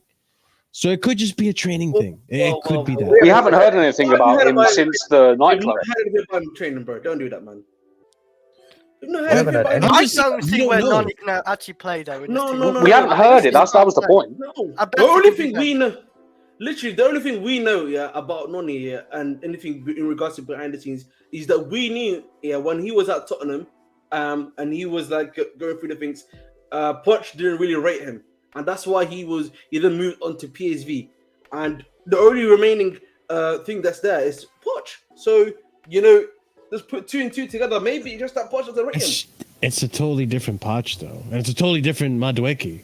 So that's But why look I at feel like the it's he's not got relevant. he's just naturally got players ahead of him though. Anyway, like whether Poch likes That's what I'm Madueke or saying. not, at the end of the day, we've got Cole Palmer on the right. He's But there. that's also the other thing too. Like, if it's not like music. it's like for me, like if we were still having the same issues we were having prior to this run of games where we were losing games and not convincing at all, then I'd be like, fuck, start Madueke, do something, take a you may risk. as well try Like, something, don't pull the Potter. But like as of right now, things are kind of been working out with the lineup he's been choosing. You can't really argue like, oh, There's actually nothing no, wrong with our wingers. if it's not broke, don't fix it. That's kind of the art. This It's is- like I it's don't really think- I don't unfortunate think for that's- Nani. I don't think that's my issue. My issue comes from the fact that with Nani is the fact of like you've given him like I'm not expecting him to start. Like I'm not expecting either him or Mudryk to start. The difference between the two is I feel as though Mudryk has been given a chance to show what he can do, whether that's start or minutes off the bench. Like, what was the game the other day where Nani came on for like 2 minutes? What's the point? What legit? Spurs. Wasn't it What Spurs? You're giving me nigga minutes, That was man. good. Literally, Yeah. that's the Batshuayi that's minutes. what you're giving him. Legit Batshuayi minutes. What's the point? Like that's what I'm saying. Like Didn't he come that's on what against Arsenal as well? Yeah, and he let the cross in for I thought it was a Trossard. bit lazy come But back. the The the other thing too that I can think of possibly is that like Madueke since the start of the season has always been behind because of that he just missed that whole preseason. That was his So did opportunity Colwell. to really show. Colwell was playing though. I thought you played a little bit. Oh no, there was an injury. To be fair, yeah, no, there was an injury.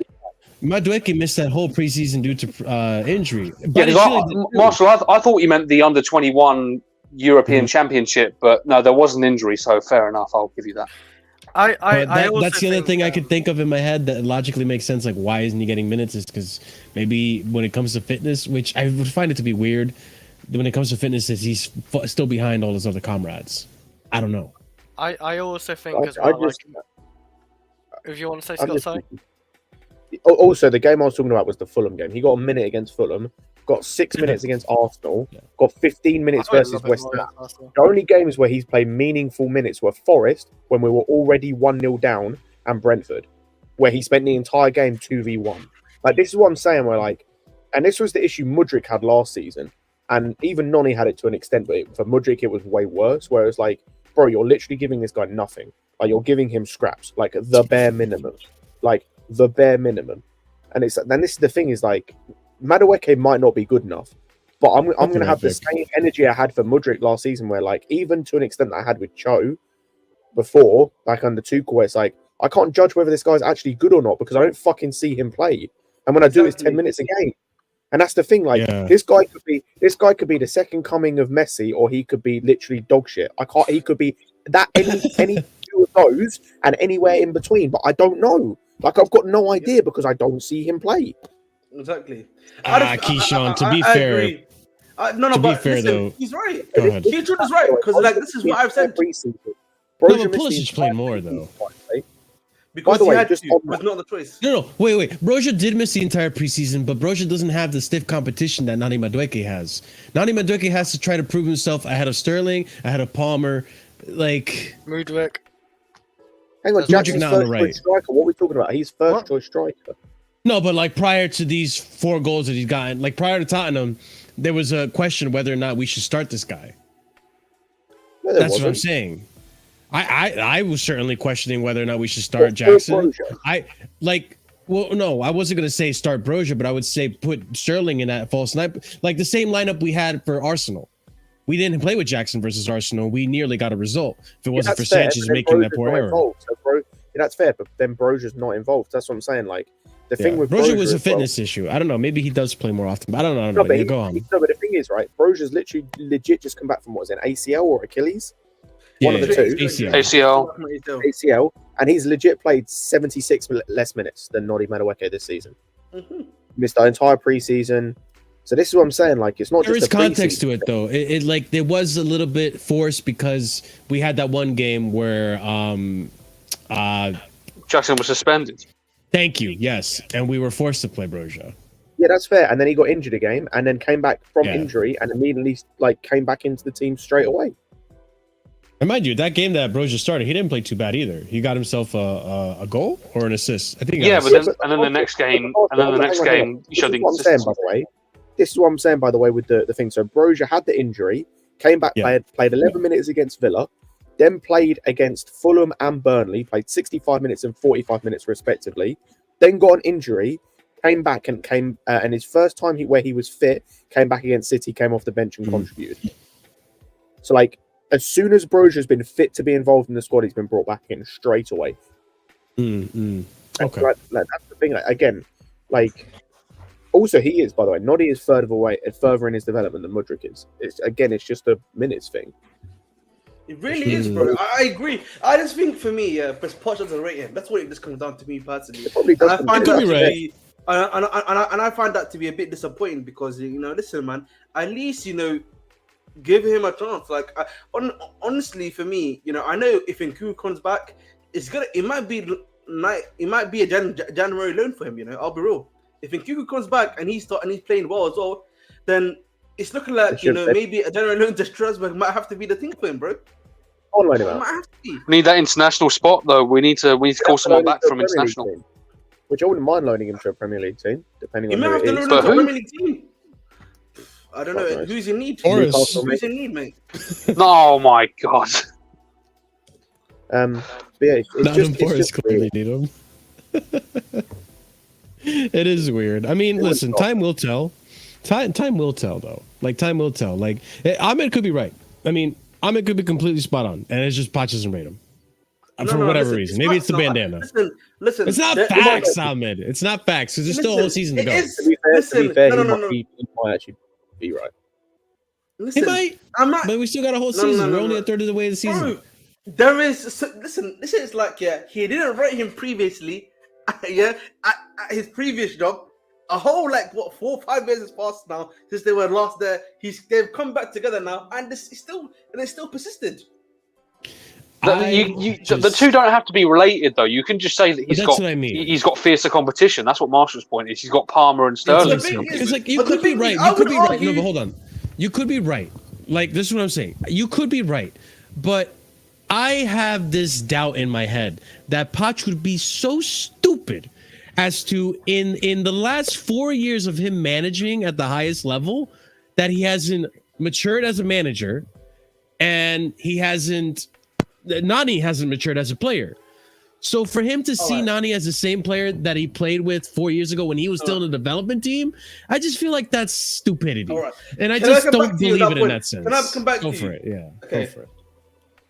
Maybe he's seen Nani in training, he's watched his old new tapes at PSV, and he still thinks it's not good enough for me. It really could just be it could be just as simple as that, bro. That's what it could be. The training. That's what I'm saying. I can't lie to you, by the way. On a side note, I can't lie to you. This is one question mark I have about the owners in terms of with Madueke, it's not as bad because you didn't buy him for that much, and technically speaking, he was a Vivell signing more than he was a Winstanley and Stewart signing. But this is now arguably the third or fourth player that we've bought in terms of new signings that doesn't quite fit what the manager is looking to do. And it does make me question, did you buy the manager for the right fit for the players that you had? Not for the vision in terms of the way you wanted to play. I'm talking for the players you had. Mudryk, to begin with, didn't fit at all. Like, has grown into it, but didn't fit at all. I'd argue right now Enzo hasn't fit most of the season in terms of what Poch has been looking to do with him. Madueke now as well. That's 3 new signings. Like, I'd argue you can put Colwell in there as well because of what we're doing there. I know it's not a new signing, but it's a new player. Like, it does just strike me as like some of these players you bought or players you brought into the team. It's like before Ahmed goes, I was just gonna say. Let me go quickly. This is because it's gonna be a quick one. Like, the other problem is and what I'm not understanding here is that when you and Poch were in deep discussions for like at least a good 2 months before he even signed the contract got announced, what was the thought process? Because like you said, we brought all these players, we want you to develop these guys, but like we're now in November 19th. Mudryk, kind of after his injury that he's had after Fulham, Has he really played after that? Really? Let's be honest. Like maybe after the Arsenal game, I should say, not really played after that. Really. Madueke, we've seen barely not played at all. Who's the other guy they brought in? Malagus has played, but then he decided to play the Chelsea for one game, and then after that, really, we've not seen him because Reece James has been back. Buddy Shield, since he's come back from an injury, he looks like he's fully fit. Has barely started because he's choosing Thiago Silva or Levi Cole over him. So, like, you can argue Levi Cole as well. They gave him a contract and he's playing him at left back. Yeah, so like, and now got trying. No, sorry, and now not even playing, bro. I think it's a hard one because I think everyone can agree on the panel that neither Mudryk or Noni should be starting, even like when everyone's fit.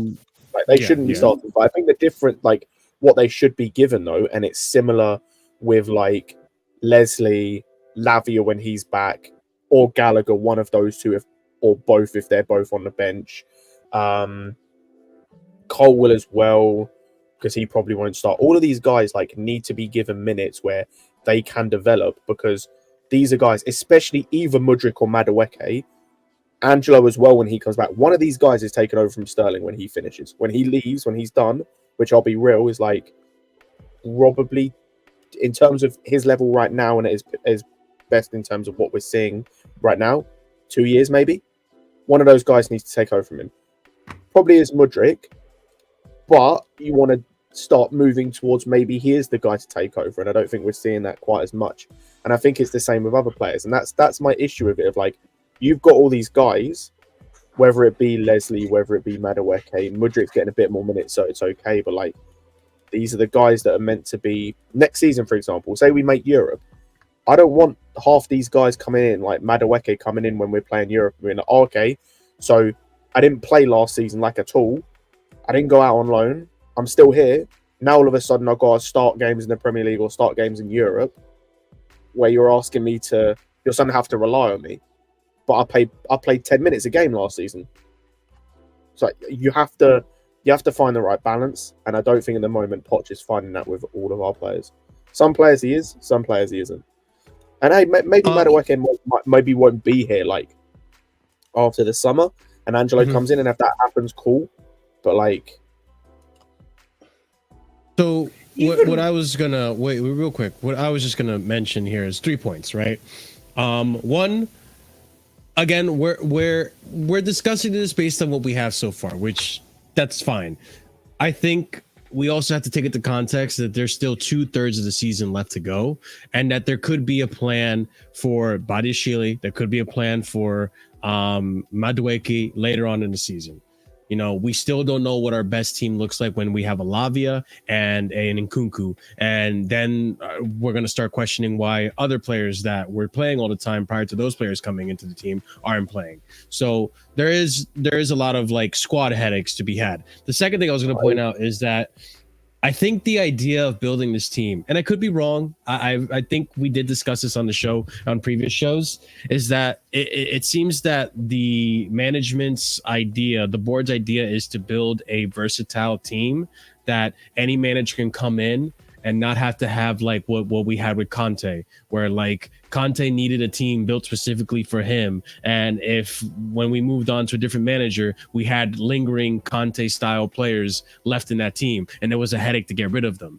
So I think the board wants to move towards having a versatile team. That being said, I think what you're alluding to, Scott, is 100% correct. Obviously, we've seen some players that don't get enough play time, that don't get enough minutes, that don't just seem to fit this manager's style, and it starts to make you question the board. But at the same time, I would argue that not everyone is always going to fit in every manager's mold. So there are always going to be some players that just aren't cut out for what the manager's planning. I would say that as of right now with Poch, the majority are working out. And we have yet to see what the whole season has in store for Madueke, Badiashile, and other players that we mentioned. Ugochukwu, you could throw into that conversation as well. We don't know what's going to happen with Lavia when he comes back, so on and so forth. But as of right now, I think if I was in the board and looking what players are working, if the majority of the players that we signed you are working and some of them aren't, then I think overall I'm happy with my purchase in the window.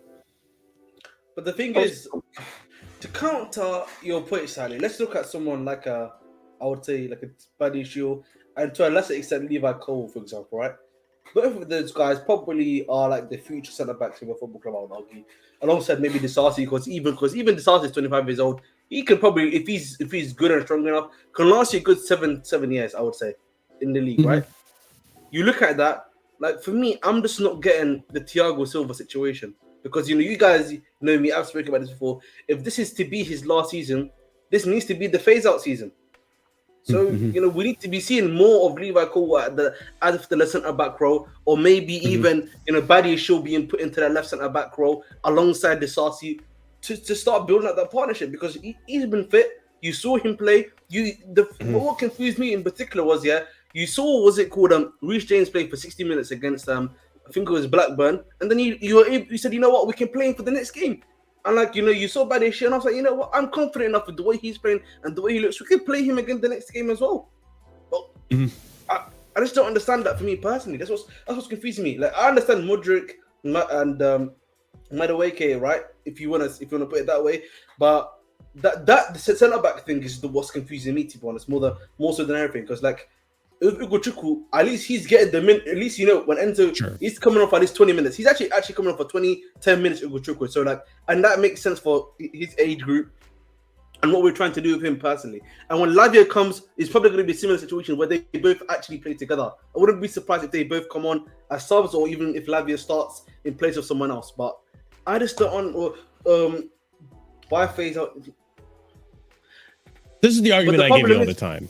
But yeah. No. But this is the issue, Vic. Though the problem is, we can't be next season just starting a new partnership brand new straight away. Like I think for me, Badi Shaw can give you what Silva's giving you defensively. Honestly, I would actually argue that. Better aerially too. Yeah, and better. So as such, bro, that is the better option. You have also, can I just ask a question? I was say, what happens if this summer Silva decides then he's off to Fluminense? Exactly. This you is the thing. Or as I said on a previous stream, what happens if all of a sudden Silva hits a moment where he just has an Aspi or Ivanovic moment? Because that can happen. That can just happen where you hit a moment where you just fall off a cliff. And then at that point, you're not in any way, shape or form ready for that to happen. Because you've made no attempt so far to phase him out. And the thing is, me and Ahmed, or I don't know about Ahmed, but I'm not saying with this Silva phasing him out, stop playing him completely, because that's not the answer. Exactly. You still play him in the big games against your Arsenals, your Liverpools, your Cities, your Tottenhams, etc. You could play him in those games because it makes 100% sense. Against your Brentfords, against your Bournemouths, there's literally no point in playing. He doesn't bring anything.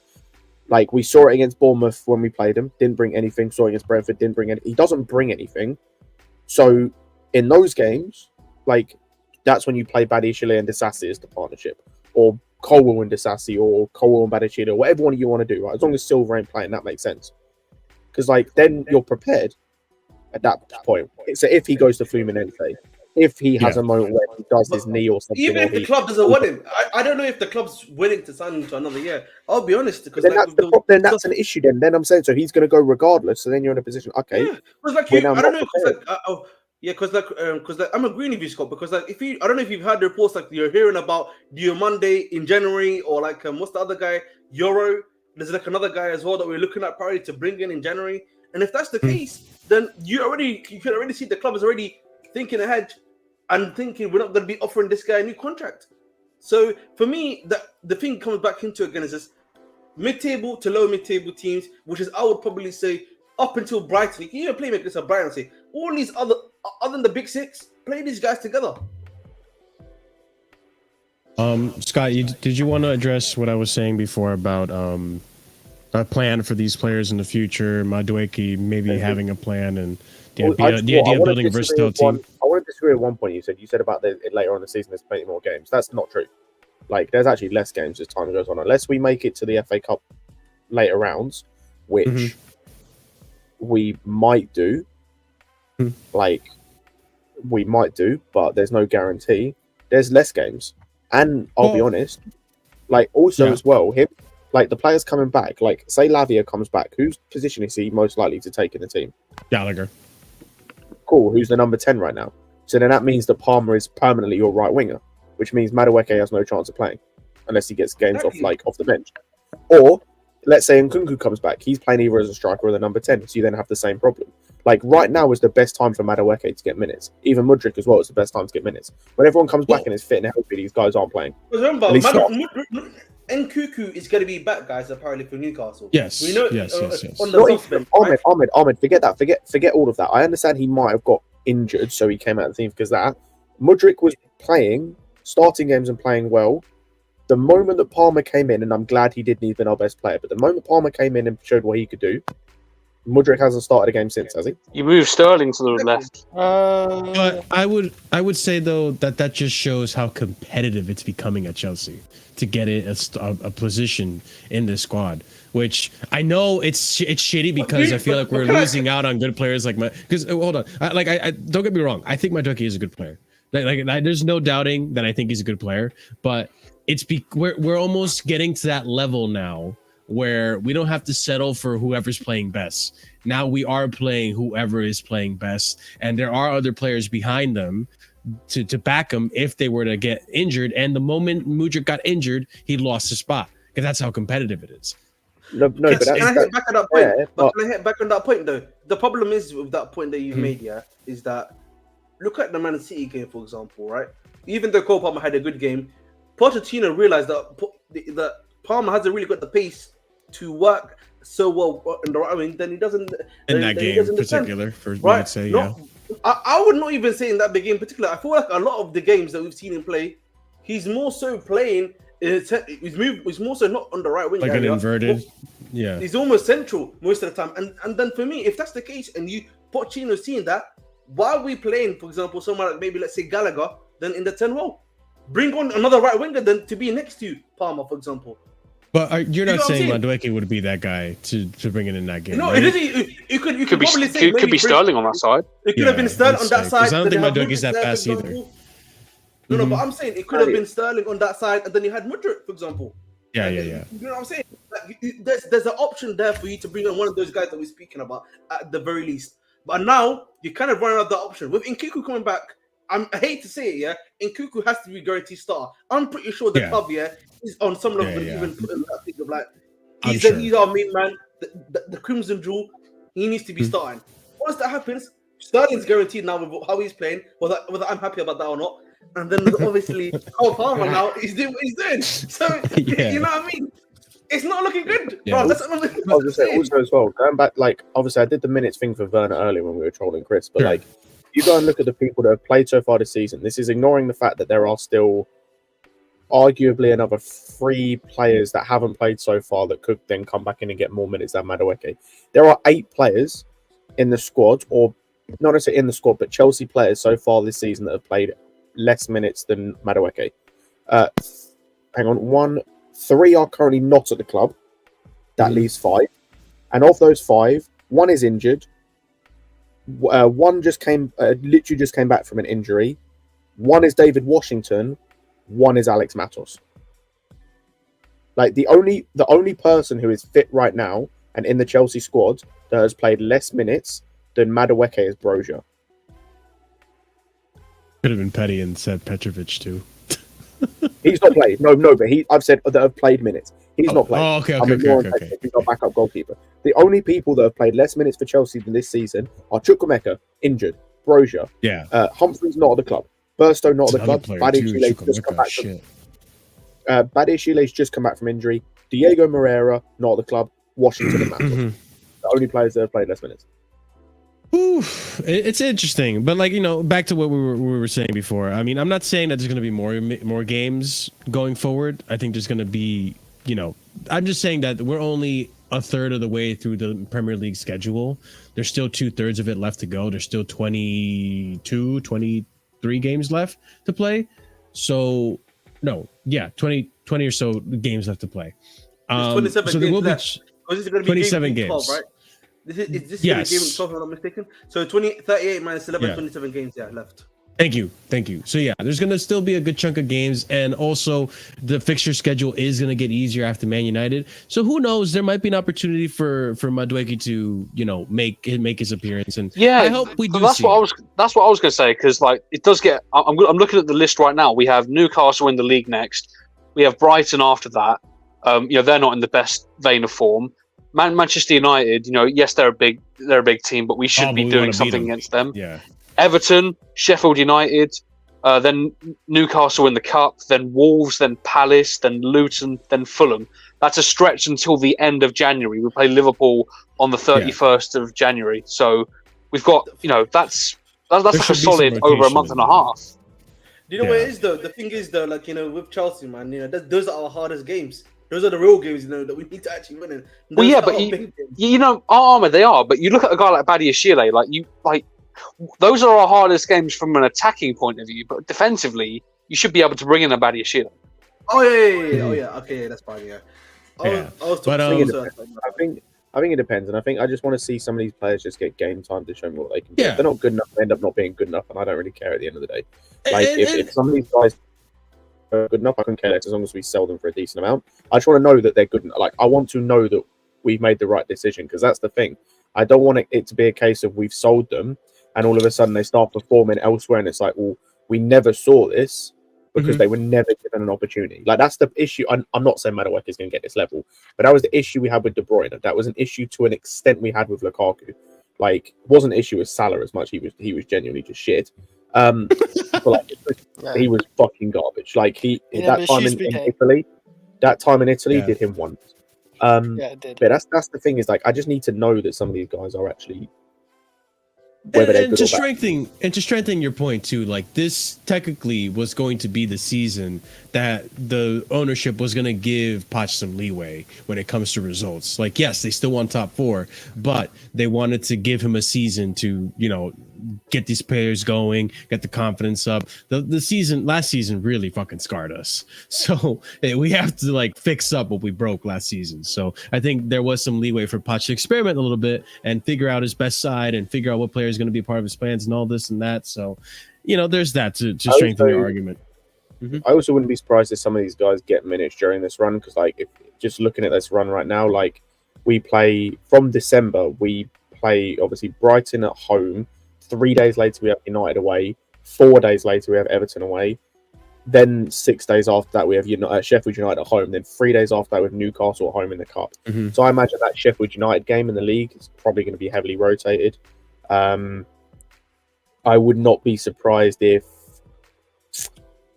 maybe the Everton game we rotate. How the fuck? Everton might struggle too as well. Yeah. Having Everton and United both away games 4 days apart is a bit annoying. Yeah. But before we go on, we went on a huge tangent, but it was an awesome tangent. Big up Kai for that question. Dark, big up to you, bro. Member for 8 months. Up the Chelsea, drink the minerals. So big up to him and big up to Adrian for becoming a casual once again. So yeah, big up to you guys. Let's go on to the next topic, which this is a big one that's been on the mind of a lot of Chelsea fans, and it is a little worrying. We'll see. I want to see where you guys are gauging what you guys think is going to happen as a result of this stuff happening. I have a lot of tweets to read, so bear with me here, but let's go ahead and start talking about this. Chelsea potentially getting relegated. National League, here we come. All right, let's talk about this. So Ben Jacobs, you guys already know Ben Jacobs likes to have these whole threads, right? So let me just do my best here to read all this, okay? So bear with me. Everton have been docked 10 points for this season for breaching the Premier League's profit and sustainability rules following an independent commission review into their 2021-22 accounts. They dropped to 19th, although are expected to appeal. EPL statement. An independent commission has imposed an immediate deduction of 10 points on Everton FC for breach of the Premier League's profitability and sustainability rules. The Premier League issued a complaint against the club and referred the case to an independent commission earlier this year during the proceedings. The club admitted it was in breach of the PSR for period ending in season 2021-2022, but the extent of the breach remained in dispute. Following a 5-day hearing last month, the commission determined the Everton FC's PSR calculation for the relevant period resulted in a loss of £124.5 million, as contended by the Premier League, which exceeded the threshold of £105 million permitted under the PSRs. The commission concluded that a sporting sanction in the form of 10-point deduction should be imposed. That sanction has immediate effect. let me just hold on. Immediate effect. Everton have now responded, calling the punishment wholly disproportionate and unjust, and formally confirm an appeal process will now commence. What were you saying, Scott? That you were right? Oh, I said I got the numbers nearly right when I was talking about gotcha. Everton. Yes, I'm not going to read the Everton statement. If you guys want to read it, go see Ben Jacobs for that one. Oh my god, no wonder your PC There has is one a section you t-shirt. should read though. There is one section that you should read from there, if you don't mind. Go back. Okay, let me go back. Hold on. I look how many tabs you have, man. No wonder your PC has a seizure. Well, I had to restart Chrome. Now it works fine. That's the second. This is the second last paragraph. The second paragraph. The club, Everton the second maintain last. that one. No. The club will also. Okay. The club will also monitor with great interest the decisions. Give me 1 second. Hold on. Sorry, Want me to read it for you? Because I'm echoing. No, I was just echoing. Hold on. The club will also monitor with great interest the decisions made in other cases concerning the Premier League's profit and sustainability rules. And I think that's concerning us, if I'm not mistaken. That's why I said that. Let's continue. Yeah. Although Everton are... Hold on, something is playing in the background. Although Everton are appealing which changes time frame. Wait. Oh. Wait, what? Leicester, Burnley, Southampton, Leeds, Nottingham Forest must still decide if they wish to seek compensation against Everton. I think these teams, in particular, because they got relegated last season and They have, by the way. They have. So we'll continue. Decide if they wish to seek compensation against Everton. Clubs took collective action with relegated teams in particular having a potential claim according to the May ruling. Burnley in 2021-2022, Leicester in 2022-2023 occupied the final relegation spot with Everton, surviving and could take a collective action for around £300 million. The commission itself ruled it as no inherent jurisdiction, only discretionary, and the Premier League should pursue on the club's behalf to avoid procedural chaos, providing they first inform the commission they still wish to take action. There's a lot of legal jargon here, guys. Sorry. Under PL Rule 51.5, the Independent Commission can now order Everton to pay unlimited compensation to any club. The clubs mentioned before have 28 days to let the IC know if they want to pursue a claim for compensation. The big issue for all will be causation. Claiming clubs will have to show that the £20 million breach was the cause of their claimed losses. This is likely to present some challenges, but remember, even one place in the league is a £2 million loss. Going on. Headlines from Time Sport. Relegation now looks very real perspective for Man City and Everton.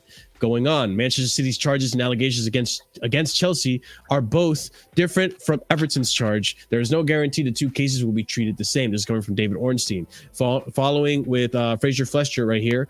To be clear, Man City have 115 charges leveled against them. Chelsea have 0 charges against them. Only allegations at this point. Not the same thing as maybe some suggest.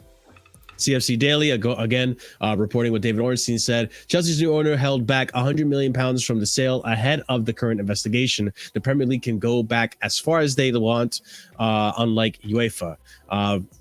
Continuing here with David, Rob Davies and Jacob Steinberg, a senior Tory said that the regulator was needed to ensure proper oversight of FFP rules. This revelation about Chelsea's finances is another example as to why politicians are concerned about connections between football clubs and the other people who regulate them, said the source. Telegraph right here reporting Chelsea will hope that that the fact that they have self-reported will head off a points deduction and instead be heavily fined and maybe face a transfer ban. But they must be shifting nervously post-Everton, which I understand completely. Time Sport here reporting, Chelsea remain under investigation, but charges look inevitable given that the new owners have self-reported what appear to be substantial payments that would have broken the Premier League's rule during the previous ownership under Roman Abramovich. And then this leads to this final question, and then leaving it to the panel to discuss, is at the start of the new ownership, many got upset and the media outcry was over the top as to why Bowley and Clear Lake got rid of the old board. They pretty much had little to no choice when you see what's currently being investigated by the FA and PL.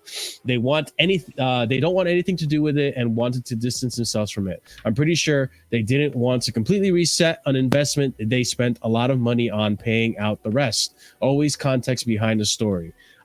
Yes. So this final tweet, I think, is a good little bow to put on this, right? So it seems that this is actually happening. There's a lot of investigation. There's a lot of actual, I guess, what's the word I'm looking for? There is actually something happening. This isn't just rumors. So there was findings that now are being investigated, and we'll see what happens with in terms of punishment. But now it does give a little bit of context as to why our old regime completely left. And I can see this happening now. Like there was a lot of shady stuff happening under the the table, and it's all coming out now. So, I mean, Ahmed seemed eager to say something, so I'll let you lead this up, man. So I want to start with what probably will be the charges that are actually levied against us. So the difference between one more thing before you go. I'm so sorry. What Oliver said last week seems to be the case, by the way, now that we did come out with reports about the whole Eto and Willian stuff. And that seemed to have broken the dam for the rest of these things to come out. That came out. Was there not Christensen that was the one that started off? I think it was all of it. Christensen and the Willian and the Eto stuff. They came out with that, and now it seems to have led to a flood of other stuff that's come out. So the thing with Chelsea, we are not being charged of what Everton's going to probably be charged with, which is that which is the FFP stuff where we've made a lot of losses. That's not what we're being charged with at all. What we're probably going to be charged with is transfer related, essentially. That's what we are actually getting charged with, essentially, which is that we didn't basically let the transfer guys know that other than the actual transfer money, we paid the Shakhtar Donetsk owner or maybe someone that was related to him from the staff to another staff, that amount of money, essentially, if that makes sense. That's what we are getting charged for. So in the case of Christensen, I think it was like a 7 million payment to his dad was one of those ones.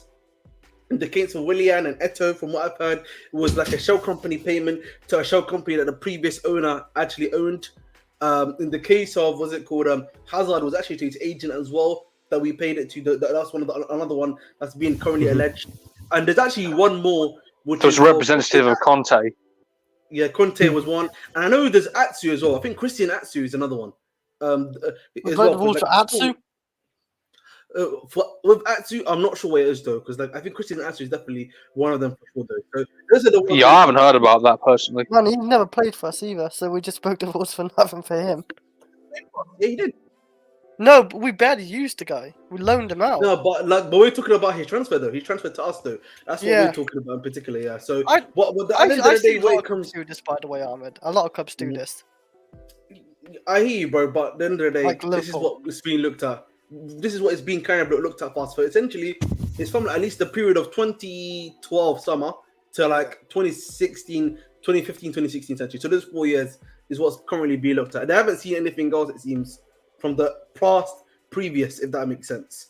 Mm-hmm. So that's what it's looking like for us so far. Now, in regards to how many charges you can get from that, probably 2, if not 3. But the problem with the Chelsea charges, I would say, compared to like maybe the Everton one, is that what we did is it? Would you say is it? I don't know if it's worth like a point deduction per se, because we're not actually the difference for us is we're paid more money on the side to get a player, for example. That's the difference between us and Everton.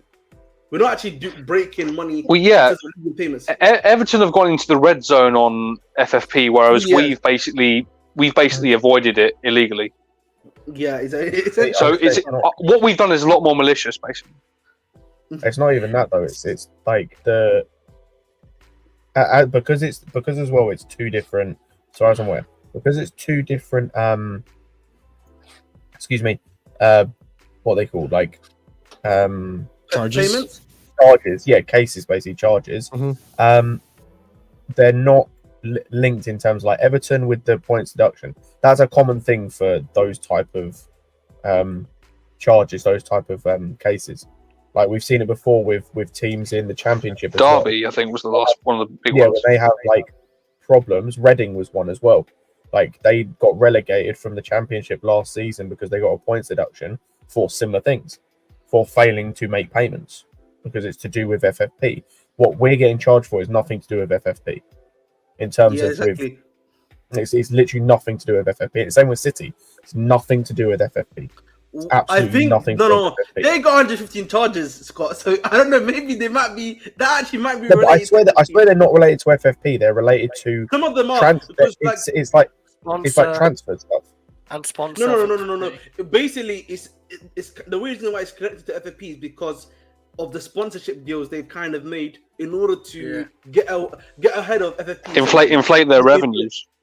They've inflated the revenue for FFP. That with us here again, what we've done is that we've just not added certain amount of monies that we've actually paid to agents and the owners of the club separately. That's the difference. It's a bit like what was reported a few weeks ago with like that financial report that we had, like, you know, we had missing like fees in there. It's a bit like that. We've not been what's the word? We've not basically made it evident that we've made certain payments, and that's to get around it. And I think on essentially a side note, my overall point was we're not getting relegated. We're not getting a points deduction. We're not getting relegated. At most, we get a large fine and potentially a transfer ban. Also, just going to point out that we're probably not going to get charged till about 2030. What? I'm not joking. Correct, please. Someone in the comments, right? Correct me if I'm wrong on this. This whole thing with Everton was from a charge from 5 years, right? From an irregularity from 4 years ago. That it took them 2 years to charge, and then 2 years for them to actually, like, fully dish out the punishment. It took them 4 years. Yeah, I know it's been a while because I've been hearing them talk about this on TalkSport for at least a year. So it's been out in the universe. I'm fairly certain the irregularity that came up was from 2019, and then they were then charged in 2021. And the thing is, as well, we know the Premier League are like just corrupt in general. They're not going to relegate one of their biggest clubs. Yeah, even if they give us a fine, even if they give us a point deduction, even if they give us a ban, like I said, we're probably not going to get charged. We're probably not going to get any punishment for about 3 years. So it's like, as long as you prepare yourself, then fine. The Man City, I think is actually about to be. I think next year, actually. Next year, I think in the middle of next year. There. You think they've been charged? Yeah, no, they already been charged. They have charges. But it's currently being reviewed by independent body, the 115 charges, who's going to give out is going to dish out essentially what's going to happen to them, and it was apparently meant to be within the next year or two. So it's 1 year is already passed. So we're about to enter the second year. So so 2.5 years. Yeah, we're in year 2. So we're about to see Man City quite soon, essentially. What happens to them first before even comes starts. And by the way, this City stuff has been going on for years before this, because this originally started with the UEFA investigation. Oh, yeah. That Cash threw out back in 2020. Yeah. Mm-hmm. That fine was a joke as well, man. It was like 300k. They were going to... What was it? They were originally going to have a 2-year ban from Europe, and then it got overturned to just a fine, right? Yeah, 300k. Yeah. I remember now. That was a joke, man. How did it turn from like a 2-year ban to a fine like that? Well, because if you remember the reason, Chris, it was because the evidence, and UEFA have put a time bar on evidence, so evidence can be outdated. Whereas it said in one of the previous tweets that Marshall brought up, the Premier League don't consider when their evidence was. They don't consider how old it is. Yeah. So they can go as far back as they want. Yeah. As I said, we're going to be absolutely fine. If I were Bowley, no. And by the way, if what Scott said about it being like 2030 is true, then the transfer ban won't matter because our young team now should be in their prime. When I said that, that was a bit of hyperbole, but I do mean it in the sense of like we're not going to be given our punishment for a good 2 years at least. By which point you would hope the club is in a spot where, as we've done the transfers we need to do to be like where we need to be, if that makes sense.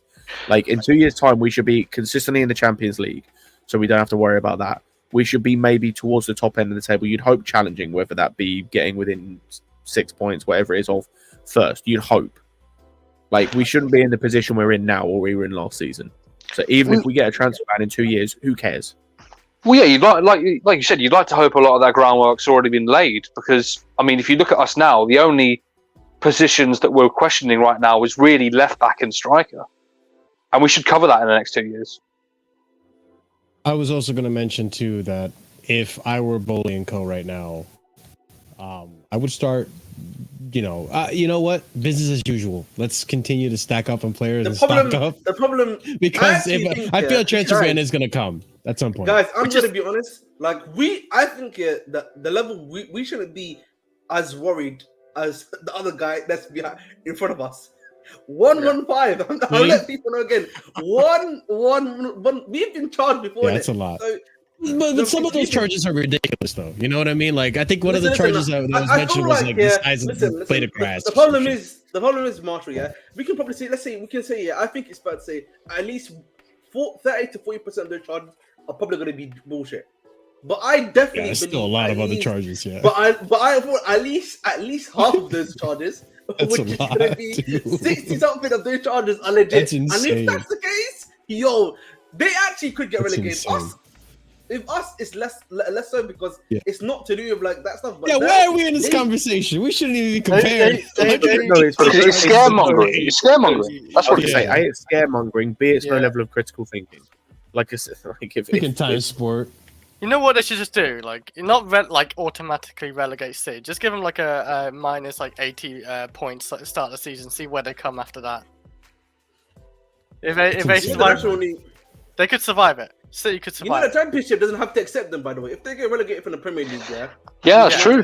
That is true. We had this discussion when we were, when they were doing the scaremongering about Chelsea could liquidate or get kicked out of the Premier League if the Bowley deal wasn't done. We had this discussion then. The Championship don't have to accept a team that's been kicked out, and nor do any of the other leagues. Didn't that happen in France? Ahmed, you talk. You're the expert. Yeah. It happened with Bordeaux, I think.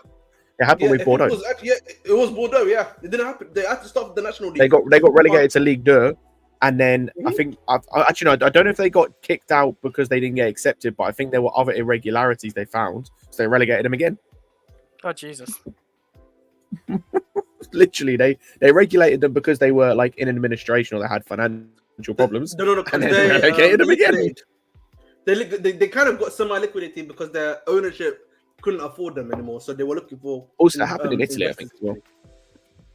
Yeah, so listen, it's actual reality. That's why, like, I don't know if you noticed, like Man City, they've obviously got Doku. Man City, it doesn't look like they're fully rebuilding their team because they've only got Gvardiol and Doku essentially that have come back, and that's it. And like after that, bro, I don't know. My next season, it's not looking good, bro. But let me so to bring it back to the conversation as well. Towards the end, we read that tweet about how potentially this can explain why the old board kind of just got up and left. Do you guys think there's reason to believe that now? I think it could be, yeah. Like, it makes sense. Like any links to that are, that brings PR and like reputational damage. You just like. We're assuming, by the way, that they started to see these irregularities and these secret payments. We're assuming they started to see these when they were looking at our books during the sale process. So those were the sort of times right at the beginning when they would have been like, okay, we got this, and this could maybe balloon into something bigger.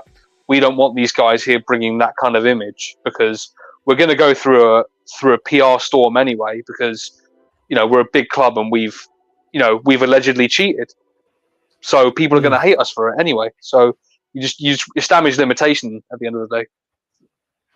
I'm not surprised, to be honest, though, because like you look at it now, in hindsight, if Bruce Buck was around right now with this stuff now, he probably would be getting questioned right now by the EPL. Isn't he still technically around? He's still at the club. He's like I can't remember what he is, but he's not the chairman anymore. He's on the board. He's literally just on the board, so he doesn't need to necessarily be at the club. He can just literally be back home in the US, and like no one will care about him essentially. But he's just on the board. Like that's what I'm saying to you. Like Marina, if she's still around, I know apparently she still lives in London and everything. If she's still around, probably would get questioned if she was like still doing stuff for Chelsea. The same with like, I swear they tried to keep these guys on. Yeah, Marina and Czech left themselves. Yeah, Yeah, like Bruce they Buck was walked the only away. one. Bruce Buck was the only one they didn't try. Bruce Buck was the only one they actually left, and they had no interest. I swear with Marina and Czech, Marina more so with. They Czech, wanted to it's keep like, Czech. They not. Well, I don't think it was Marine. They wanted. no, they to wanted to it was keep Czech they Marina wanted as to keep. well.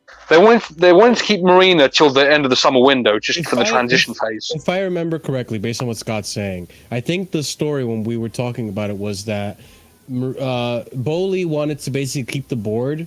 They didn't. He wasn't in a hurry to get rid of him, but then they decided they wanted to walk out on them. So they That's what I walked down thought. on their own volition. I mean, at the very least, they wanted them just for that summer window because that was chaos in and of itself. But that leads me to the other question too. Is like, do you guys think that that's a reason why Bowley kind of flipped the whole thing upside down and just sacked everyone? But he didn't sack everyone. He kind of did. But he Sacked did. a Was lot it of Not people. Marina and He Czech. didn't sack, but he didn't sack Marina and How Czech. many? but How many people did he he sack? replaced a lot of people. He replaced The a only, good amount of the only, people. no, the The only medical people. team, I know that. The groundsman, but- the captain. But remember, Oh, yeah. a No, lot of but these in guys terms you're of, in talking terms about of from it's the just random financial stuff. aspect, in terms of for this, like Yeah, in this basis, he didn't sack anyone. The only person you could argue he sacked was Bruce Buck, which I'll be honest, I don't miss. So like, Fair enough. What were you gonna say, Ahmed? Because no, I was just saying like we know Marina and Czech left. Bruce Buck is the only one that he demoted Buck from chief executive to like chief thingy. You know the bold guy, if I'm not mistaken, the bold guy. I think he's a senior advisor. I think that's his role now. That's the title he has. He literally a board member and a senior advisor. That's what it is. There's like another guy that's been at the club for a long time. That's like called Anointer, who they seem to have like increased like his thing. I don't know if you've seen him before. He's a bit bald, wears glasses and everything like that. And like he's one of them. But then after that, man, we've not heard about any of the inside guys. Because like now we're hearing about a new chief revenue officer we brought in, a chief executive now we brought in now as well. So the thing is like, you know, maybe them leaving Marina leaving was like a blessing in disguise because maybe she knew all about the stuff. And if she was there, you probably would have had her questioned at the very least. Oh, she most likely knew, yeah. Because even to an extent, you're probably gonna have to question even Abramovich on like some of these dealings because Of course, yeah. right. And It was through his offshore vehicles. Yeah. Yeah. So then the question then becomes, you can't question him because he probably wouldn't be. He would be like, no comment. I'm not gonna answer your stuff. Yeah. Right. And then you probably would have but if like, I think Marina now is probably in a similar situation where she's like, because she's like she used to be his personal assistant. Then before she became the club's thing, probably knows a lot about that stuff too. She can now at least say now, lawyer, I won't answer your questions. So then it kind of left in a thing of like, what were these payments for by the Premier League at the very least? No, that's true because Marina was like in charge of the accounting as far as I'm aware. Like she had a lot on her plate anyway, but like her background, in her career is like she's deals with money. So she would have been the one to like sort of organize and delegate where these funds go, where this and that goes. So it would have been a collaboration with Roman who was allocating those funds like to her. This is the amount of money. Go and do whatever with it. Make it work. That's why for me, her not being here anymore is actually a lot more of a blessing in disguise than I think a lot of people kind of are realizing. Because if she was here still and this stuff could relate, she would have to at least be available for questioning for that stuff. And it would have left us with because not only would she have been questioned, she would have had to probably step down from her position. Would have left us with a big gap there to fill. So it's looking a little peak, but I agree with Scott. This is gonna take a while. Hey, Bowling and Co, if you're watching this show, move. Start signing everyone. Get Osimhen now. Get everything you need now before it's too late, man. That's all I'm saying, bro. But all right, let's go on to the next topic. And if you are here, if you are watching still, big up to you. Be sure to smash the like button. If you're watching this not live, put some fire emojis or say up the Chelsea UTC in the comments. That's how I know if you've been watching this far into the video. But okay, let's go on to the next topic, which I wanted to discuss, which is I don't know how you're going to react to this, Scott, but let's see. Okay. Santos, new loan. Okay. So, apparently, according to Nazar Cancela, if Andre Santos, not Andrew, I'm sorry. Andre Santos is recalled, Chelsea could look to send him back out on loan for the second half of the season, or he could join back up with Mauricio Pochettino's first team squad. You know what? Scott, I'll question you for this one first. What do you prefer? Another loan, first team squad, or if he if he does go to another loan, what team are we looking at? Loan preferably. I don't care as long as he's going to play. Like, I'd love him to join back into the first team squad. We literally had a conversation earlier about like people not playing. Like Leslie Ugochukwu is ahead of him and isn't playing. Like, he's playing minutes. You can have an argument about whether they are worthwhile. Not worthwhile. That's the wrong thing. Where they are meaningful minutes in terms of like large chunks of minutes. Yeah, like send him on loan. It's gonna have to be another Premier League team. Maybe there's a Premier League team that needs a midfielder. I'm trying to think of teams off the top of my head. United. He's not gonna play for United, and I don't want him under 10. They have McTominay starting for him. I don't want him playing under Ten Hag. Yeah, that ball forward will start McTominay over him. Yeah, he would. Well, maybe Villa. Depends on what happens with Louise. I can't lie, Newcastle. I don't know if they'd use it, but Newcastle's midfield right now. Maybe Newcastle. Obviously, they've lost Toney, so maybe Newcastle. Like, I don't know. Just send him on loan somewhere who's going to play friggin' games. Like, I don't care. Could be abroad somewhere. Just whatever you do. Do you know what? All I want. Make sure that whatever this club does with Santos, make sure they've thought about it first, because that loan, that's the worst loan and the stupidest loan they could have done. Like, that's the stupidest loan they could have done. You send him to a team with 5 midfielders. You send him to a team that already had 5 midfielders. What team do you go to, by the way? Forest. Wait, how do you? Okay. You send him to a team that already had 5 midfielders. At the time you sent him, by the way, only played with 2. They've only recently started playing with 3 again, but now have 7 midfielders instead of 6. Sorry, they have 6 midfielders ahead of him instead of 7. Sorry, instead of 5. Why the hell do they want him on loan? I don't know. Like, I don't know what was the point. Like, they wish had some sort of agreement, like, he has to play like certain amount of minutes, like. And... Well, no, what they have, Chris, is they have a financial penalty for each time he doesn't play when fit, but they clearly don't care about that. Yeah, they're paying. They clearly don't care about that. Yeah. All right. Thing. Fair enough. I mean, I'm at this point too, where like I almost rather him just in the first team. He won't get much minutes, though. He won't get much play. Yeah. This is the thing, Marshall. It depends on like Scott said. It depends on if there are opportunities for him to go out and play. If the only loan opportunities are going to be similar to this Nottingham Forest one, where he goes somewhere, sure, but there's no opportunity for him to play, then yeah, he should stay. But if there's an opportunity for minutes, then take it. That's what I was going to ask you, Scott. Did they? Yes. They had Kouyaté, they had Mangala, they had Danilo, who just got injured who got injured towards the end of the transfer window. They had Harry Arthur's at the club still. I'm not including him. So ahead of him when they signed him, they had Kouyaté, they had Mangala, they had Danilo, they had Ryan Yates, who's their vice captain, and they had Freuler, who wasn't playing a lot, but they basically traded Freuler for Dominguez, who's now ahead of him, and then they bought Sangare. So they already had 5 midfielders ahead of him. Maybe 4 if you take Freuler out of it, but then they traded Freuler for Dominguez, and Dominguez has gone ahead of him. So, like, even so, they had let's say 4 midfielders ahead of him. You take out Freuler. They played with a 2 midfield system. Not good, man. This was and it's like Mangala is their starting DM. Like, he literally starts most of the time for them. And then what? So he's now got to fight for one space with Kouyaté, Ryan Yates, who, as I just said, is their vice captain and who their manager trusts, and Danilo, who up until we got injured played most of the games.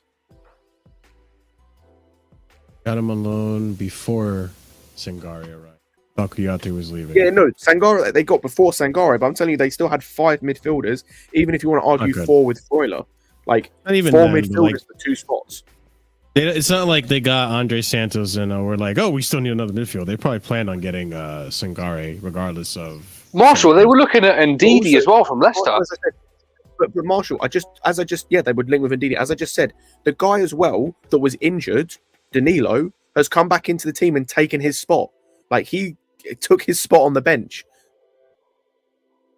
Yeah, I mean, I also like Even if Yes. he played when we sent him, when they got Danilo back, unless Santos was their best player, he was going to get dropped anyway. By the way, Ahmed, if you're talking to us, you're muted. Okay, never mind, he's not. But I was gonna say, this is a big L on Lawrence Stewart. Obviously, a lot of these loans are big L's on Lawrence Stewart. So I am looking at him a little differently as a result of these loans like being terrible. However, I can't with the Andre Santos one. Yes, it's a terrible loan.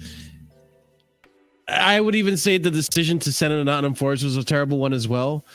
But I almost can't really like be in 100% upset with him simply because like he doesn't know what Nottingham Forest are going to go and do in the transfer window. Like, why would Nottingham Forest be transparent about that and talk to a competitor about their transfer? We have There's- evidence. No, but it's not that. Mhm, I was going to say, you are dealing with a club and an owner that buys players like he's buying sweets. Yeah, like- fair enough. I mean, last year was evidence. Like You know, with Brendan Lodi and all those I players. think since they've been in the Premier League, I could be wrong, but I think they've signed the equivalent of like 2 full teams. But it's not even that. It's like, as I just said, I wouldn't be as annoyed, right? If let's say that you sent him on loan to, I'm just trying to think, like, let's just say you sent him on loan to like a Newcastle or a Villa, and then all of a sudden, a moment comes up, right, where they just managed to buy, like, you know what they did, what Villa did with Diaby, and everyone saw it as a coup for them because just a deal managed to get done. I know if that happens, I'm not as mad, right? Because that's just that type of thing happens. But like I've just told, they had 5 midfielders already. Like Not a good that, like all you had to do, it's not even hard. Like I did it myself. You just go on to like transfer market, see who they've got already in midfield, see who they were playing last season, go through their previous games, see what system they were playing. Like I wouldn't be annoyed if they sent him to a team and it's like there were other circumstances, right? Like say on deadline day, they ended up signing another player and it's like, okay, now you understand because you didn't expect that to happen. With Nottingham Forest, you expect them to buy players because their owner's a maniac, and it also had players already in his position there. Like he went there already with a mountain to climb. Yeah. And Like, you for know what? example, I mean, yeah. Actually, hang on.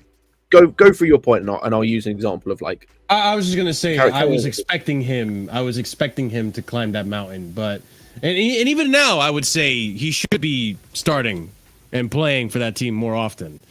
But it seems like Steve Cooper just doesn't want to play him or try to fit him in his team. But I'll use a couple of examples right as well, like Casadei and Fofana, for example. I'm not overly annoyed about those loans in general, even though like neither of them really start because Casadei is going to play under like it kind of made sense. Obviously, there are people ahead of him, and also there's still a chance for him to play in that team, right? Sure. And even though they have guys ahead of him, whatnot, there's still a chance. Even with Fofana, right?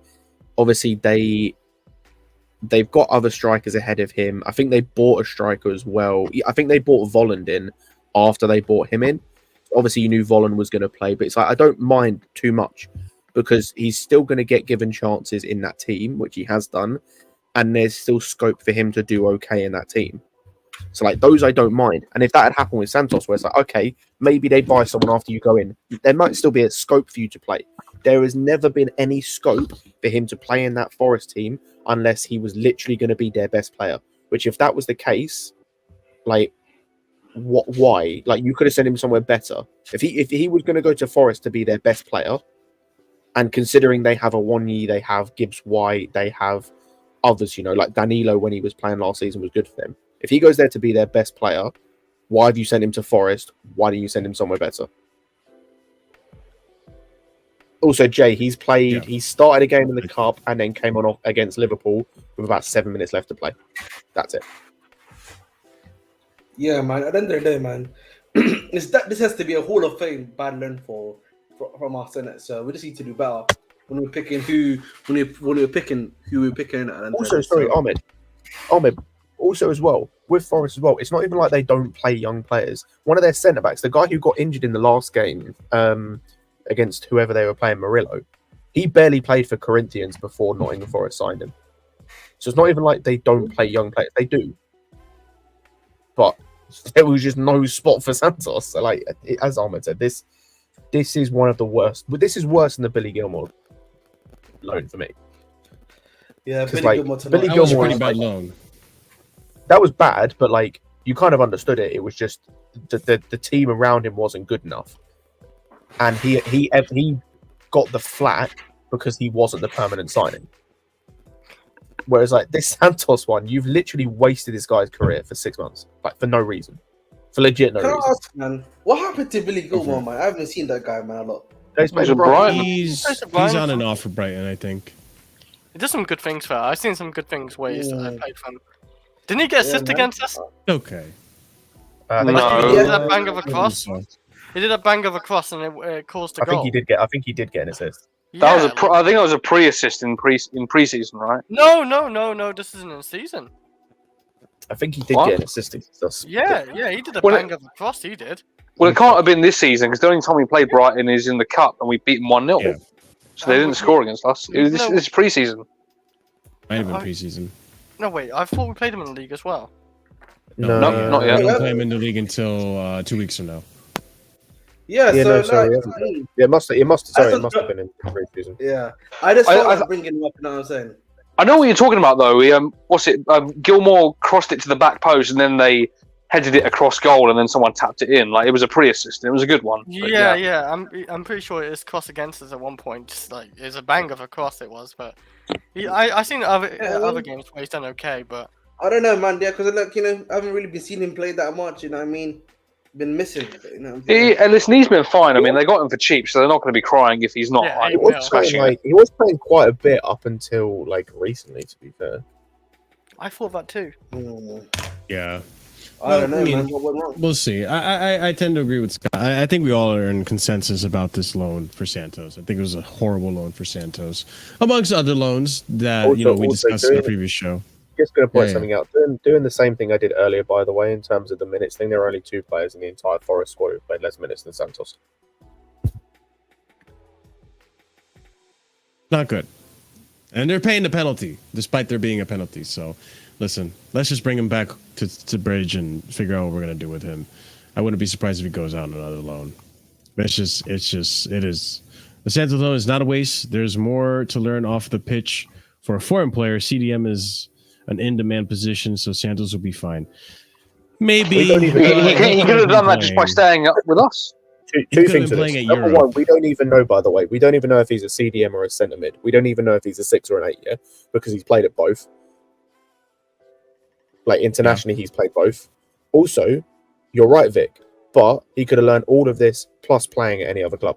We could have sent him to Porto, and he would have learned the same stuff off the pitch. The only thing he wouldn't have learned is the environment in terms of the league or in terms of the country. But it's like, what's he learning? The shit weather. It's not even like he's learning the physicality of the league. He doesn't play. Yeah. I mean, what I'm gonna say, man, is that hey man, he's been more active off the pitch than on the pitch. So it is what it is. What I wanted to add to that, though, is what I wanted to add to Scott's point is, hey man, this might be true, but what I wanted to add on to Scott's point is just basically that he could have been learning more in just Europe in general, because like I don't want to no offense to the Brazilian league, but I would say Europe's top 5 leagues are probably much more competitive than the Brazilian Serie A or the Serie A. What's the Brazilian league called? The Serie B? Serie A. It's Serie A, right? Yeah. So the Brazilian Serie A, you're probably going to learn more in the top 5 European leagues than you would there. So it is a competitive league. Don't get me wrong. This guy. Sorry, Scott. I'd say I'd argue at this age that just playing games is the most important thing. I don't necessarily think I don't even necessarily think the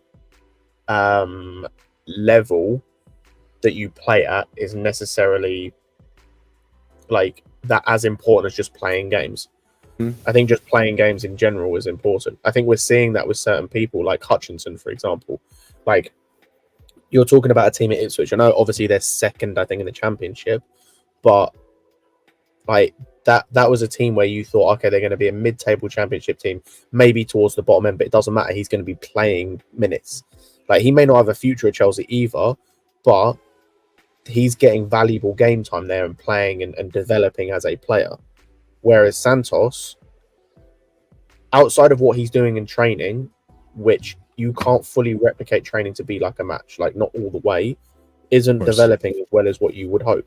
So he's going to come back next season, or in the let's actually ignore January. Let's say he goes on another loan. He's going to come back next summer and not going to have developed how you'd hope he had. And then he already couldn't get into the team. So is it just another loan? Yeah. Like what? And this is the problem we took, and this comes back to a conversation we've had about loans, where like in the past and on a previous stream, it's just like with him and others, it's just like what's the plan with these guys? Like, what is the plan with Santos? Yeah, and it's not clear. So let's see what happens in January. I hope we do come to a solution in some shape or form for this guy. And we see, because there's potential in the player, and I don't want to see that potential wasted. But then again, we go back to that conversation of getting into Chelsea is very competitive. So he has to, I think it's going to get to a point where he has to be really, really good. But Marshall, even if he doesn't get into Chelsea, he needs to be playing just to raise his market value for resale. Yeah. I agree. You're right. So it works both ways, Yeah, it does work. Also, Vic, I rate trying to be the eternal optimist. There's two things, right? Number one, there's two things. Number one, the Premier League has a winter break. So I think at most, those players that Forest lose for AFCON miss 2 games. Not too many, yeah. Also depends on the cup. Second, of those currently playing in what's his face? Santos's position. Just checking now. Obviously, Mangala depends. I don't know who he's declared for. Sangara is Ivory Coast. No, Mangala, because Mangala is Belgium, but can also represent the Congo, DR Congo. But I don't know. I don't think DR Congo in AFCON. I think he's declared for Belgium. Sangare and Kuyate are the only 2 that are going to miss out. That still leaves 4 midfielders ahead of him. Yeah, man, he's cooked, He's cooked. Going to be interesting to see what happens with Santos. Like I said before, I hope whatever we do, it's for his best development. Let's go on to the next story, which there was doubts about this, but now it's looking more and more likely that this is actually happening. So, hey, I think Ahmed was the one that doubted me. Hey, man, Ahmed, I'm going to just have to hold that out. He ain't coming back, bro. You stop, bro. I'm telling you right now, he ain't coming back. Christ, man. What is this, man? I'm just saying, he has boots on. Bro. Yeah, bro had boots on. Bro had boots on 4 months after. He's training. He's going to be training with the team. No, he's not. I think so. He's going to be back a lot sooner than you think. Bro, Marshall, don't celebrate too soon. He'll get injured again. Bro, the club, let me just make this clear. The club, would have made an announcement, right? They don't have to make an announcement. They don't have to make an announcement. No, hold on. No, they don't have to make an announcement. The press has to ask Poch. And our press. Our press sucks at asking questions, okay? I don't need to, because listen, the way Charles have been releasing medical reports when it came for Broha and his ACL schedule and the weekly. But that's all dependent on if the press ask him. No, it's not. They release an article on the website and the app. Yeah. It's like a separate thing. I think this player's I'm coming telling back you right soon. now, I bro. think. This When? guy is not coming back I was until. gonna say you're. When This do is you think he's hopeful, coming back? He's coming back 2024, 2025 season. That's when he's When, coming So when you back. say was next season? hang on, when was he meant to be coming back from injury? When was it originally when he End of the first played? season is what I thought. Yeah, I Yeah. think It was April, wasn't it? So April, maybe Oh, even so April. May. I mean, he got injured in July. It was an ACL tear, so Yeah. Oh, you know, depending on how long. ACL rupture. Yeah. So He's April, he's then gonna be he'll out be for back long when he time. like that. We're not going to see this man play football for Chelsea Football Club this season. Yeah, man. I have a feeling. Based next on one? this and the last one, that we might actually start hearing news of. Well, not hearing news. Let me actually make a very solid call on this. Okay, I'm not gonna. Let's put some minerals on this. Okay. Fucking minerals, bruv. I'm going to say that Wesley Fofana will be back in training end of January. Huh? No. This guy is a 3 months. gas- Hang on. Marshall. You're telling me he's going to be back in training And- 3 Yeah. months earlier? 3 Yes. months earlier than when he was scheduled to be back fit. Marshall's just got Yes. that tingly feeling. Because this is the thing. This man is John Cena. He's got boots back on. Like, listen, at first I didn't expect it, Good but for him. Like, no, it is. But this is the thing. Like, these players, they don't do this stuff. Like, he's training. He's back on grass. He's not putting boots on just to walk. No, He's clearly like playing and he's training. He's got something. His mobility's back. So like I think we may They look have like got Astro the boots, by the way. diagnosis. I mean, they could be. I don't know if there's They actually. look like even- Astro trainers. Like Navy's got an Astro just to do a little kick around Navy. And I'm just saying, I think there's a possibility that maybe he's recovering a lot faster than anticipated, and he's gonna be back by the end of January. I'm just saying, that's what I'm thinking. It might be a stretch. But why is he putting boots back on? It's just baffling to me. Like, if you're because- recovering, The boots on. He put the boots on. Imagine he does have to come back end of January, man.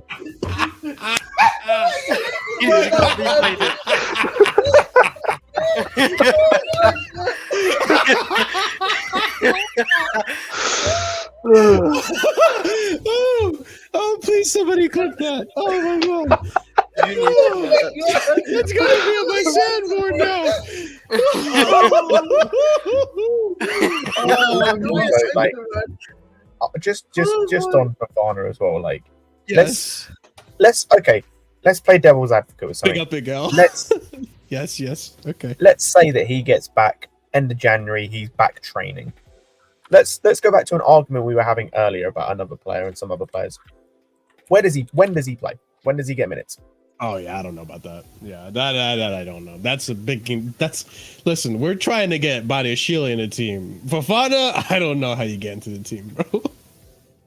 He ain't getting in the team. I don't know. He's I just don't got to train and train. But and like, train, the thing is though, like, Fofana's good. I think he's a good defender. He's just was good last time fucking he played. injury prone. But an ACL is a big injury. It's got to take time. It's Yeah, it's man. the worst than the injury you can get. Like, you might lose pace as well. Like, and he's a very quick centre back. Oh, for sure. But like, just getting boots on, like he could just train. He could kick a ball about. Like, he could do a little bit of training drills.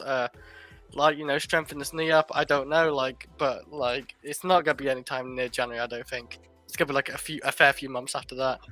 He will be back near the end of the season. I'll Though. bet you, Marshall. I'll bet you the finest beer, whatever one you like, yeah.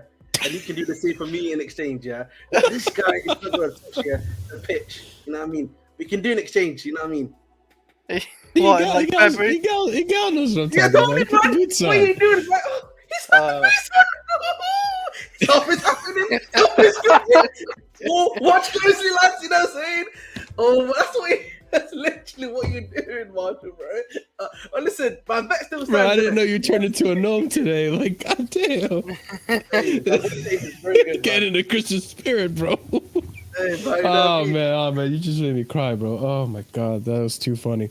Listen, I'm just saying there's a possibility. Okay, I don't know. It's for me. If you're putting the boots on, you're putting them on for a reason. Maybe he's way ahead of schedule when it comes to training. Because look, at the same time, like I know the severity of the injury isn't as bad as an ACL, but Nkunku did his MCL, and we were expecting him back by January. Now he's going to come back next week. Yeah, That's 2 months ahead of schedule. That is a little bit earlier. So it's like you never know, especially with how medicine has been advancing. Like I know Alex mentioned this nowadays with the whole knee stuff. It's not like they're trying to regenerate or fix your current ligaments. They just replace it with, medically prosthetic, parts. So I don't know. Maybe the recovery time is a lot faster. I don't know how long it took Van Dijk to come back from his. I think he did. He would have had to. The whole thing. Yeah, it was ACL. It took him 1 Well, year. not bro. really ACLs get surgery though. Well, fair. Most footballers do. Fair. Van Dijk it took him a year. ACL is surgery. With Chilwell, I remember with Chilwell, we tried a non-surgical approach for a month, and there was no results. So then we had to give him a surgery. It's very rare that you can heal that thing without surgery. Listen, unless you're in the buying labs, literally, because Lucas Hernandez, he did like a full month recovery. Like his thing was ridiculous. He was the only one where I was like, that is definitely. I don't know if that was not definitely a full ACL tear. It must have been like a minor tear because he recovered in 4 months, by the way. Lucas Hernandez, and he was back playing football. Yeah, he was. What? I don't know if he had. I don't think he had surgery. I think he had surgery as well, and he recovered in 4 months. That's pretty quick. But remember, but some people are like have like freak healing in it, and like it's also the Bayern Munich in it. Bayern Munich, you know what I'm saying? They were looking at the way they were looking in lockdown and stuff. Mm-hmm. You know what I mean? Juiced up that's the juice, you know what I'm saying?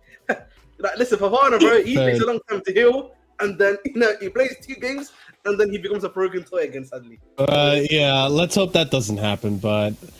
Hey, we'll see what happens with this story. Maybe there's an update on the next press conference, which should be earlier this week. I would assume there's another press conference happening. Probably on Friday, I think. Yeah, Friday. So we'll see. Maybe are we it gets playing mentioned. on 5:30 on Saturday, or are we playing? When are we playing? By the way, 5:30. 3:30 because it's 10 my time. 3 o'clock. 10 my time. 3 o'clock. These guys are violating, man. Yeah, just checked. It's 3. As long as it's not a 12, so I'll be happy if it's not a 12. If it's a 12, I might as well not sleep. So we'll see. Okay, let's go on to the next story, which is not really much of a story. It's more of an appreciation of a certain player. And you guys probably already know where I'm going to go with this because we've appreciated this player so much. But now there's more stuff to talk about with Cole Palmer. So let's discuss this. A few little bits of news here that was mentioned about Cole Palmer. So Cole Palmer has now played more Premier League minutes for Chelsea, 515. This is back in November 7th, so there's more minutes to that than he did for his entire Man City career, which is 489. Listen, can't blame Man City. Man City, he had Riyad Mahrez ahead of him. He had Bernardo Silva at times ahead of him. Foden. There's competition at Man City. But let's continue. If I hit the right thing. All right, here we go. Chelsea believe Cole Palmer will be key player for many, many years. The signing was top secret for weeks last summer. Then they got what they wanted. Club more than happy with impact, attitude from Cole, and it's just 70 days at the club. Ahead of the move, Palmer called Sterling for advice. He responded by talking in glowing terms about life under Pochettino and the broader project funded by Bowley and Clear Lake, telling Palmer that Chelsea was the place to fulfill his potential. Supporters have tried to make comparisons between Cole Palmer and Mason Mount, but it's actually Kai Havertz he was always lined up to replace, according to Matt Law. The Athletic also reports some at Chelsea, speaking anonymously, have already voiced the belief that Palmer is the player they thought they were getting when they signed Kai Havertz 3 years ago. Going on, Mateo Kovacic's move to Manchester City, which went through without any hitches, is believed to have been key to City allowing Cole Palmer to move to a traditional rival and for a deal to eventually be agreed without any last-minute price hikes. Cole Palmer wants to try to learn Spanish in a bit to communicate better with some of his teammates and staff. Palmer was lined up to replace Kai Havertz in the summer. And then we have here, Mauricio Pochettino has empowered Cole Palmer to take risks with his passing in the final third and play through any mistakes, a level of trust rarely afforded by Guardiola. Palmer leads the Premier League in completed passes into the penalty area per 90 minutes. And we can see a chart here, which we'll come back to this. Let me just read the remaining tweets I have here. Breaking, Cole Palmer has been called up to the England squad. And then the last tweet I have here, Cole Palmer makes his senior England debut. Richly deserved. He replaces Marcus Rashford to become England's 60th debutant under Gareth Southgate. And let me go back to that chart, obviously, so we can look at the, passes into the 90 that Cole Palmer has achieved. And I think all of us agree that Cole Palmer has been excellent for us for this season so far. Definitely, I would say best signing of the season so far. But yeah, Palmer will often thread neat balls forward from lucrative areas, and we see a chart here of his passes, his through passes going forward. I mean, anything you guys want to add to this, any appreciation you want to show Cole Palmer, by all means, be my guest. I mean, if you take everything into account, and I know you said there, signing of the summer, this is arguably one of our best signings in years. Just taking everything into account, the impact, and the transfer fee, the age, it all lines up so well to being a good transfer. If he carries on like this, I'll preface by that, but it's been a fantastic start so far. So, praise to him, obviously. And let's just hope it continues, really, because, we've said it before, he is the first name in the attacking line on the team sheet. For sure. And I mean, I do want to preface this too. There's a good consensus of the Chelsea fan base that were upset that we went for Palmer instead of Cherky, instead of Kudus, instead of definitely you, Chris, instead of what was the other Leon player that we were going for? Cherky, Barcola. Yeah. Barcola, thank you. Yeah. Barcola, yeah. Upset we didn't go for Barcola. I mean, now in hindsight, does it matter? Yes. Well, does it? Yes, it does. I mean, he might have been getting more minutes from Madueke, man. The way that shit is going, he might have at least been a good backup. You know what I'm saying? He might have got regular football. So, you never know, man. Wait, who would have? Barcola. Palmer, if Barcola would have gotten more minutes? Barcola's not playing currently for... I still cannot when he does, believe. I didn't know back, that. so, like, I personally I still don't understand his move to PSG because I know probably it's just money related, but I was like, Oh, bro, yeah, he did go to on, man. PSG. I forgot about But that. but like he's barely gonna get any minutes, bro. That's what makes it worse for him. Like him, Kangin Lee, bro, that's not gonna get any minutes. So, man, he can hold that, fam. Sadly, He can because he chose to go to PSG, right? yeah, because we know where he went to PSG. You know what I mean? For the lack, you know what I mean? For the green, for the pound sterlings. You know what I mean? That's what he went for. Mm-hmm. I pretty sure mean, they use Euro, but- Oh yeah, I forgot the euros as well. That's another thing. Euros thinking. I can't even go into Europe. Oh my god, man. Real Chris, you wanna talk about Palmer? You were one of the ones that were in doubt, Well, and now we see. Well, because like for good reason, and I knew he could like have a decent shot on him at City. Like he played really well in the Super Cup final, but he barely played any minutes, and I just didn't get the sign in. To be honest, like it didn't really show enough for me for 45 million.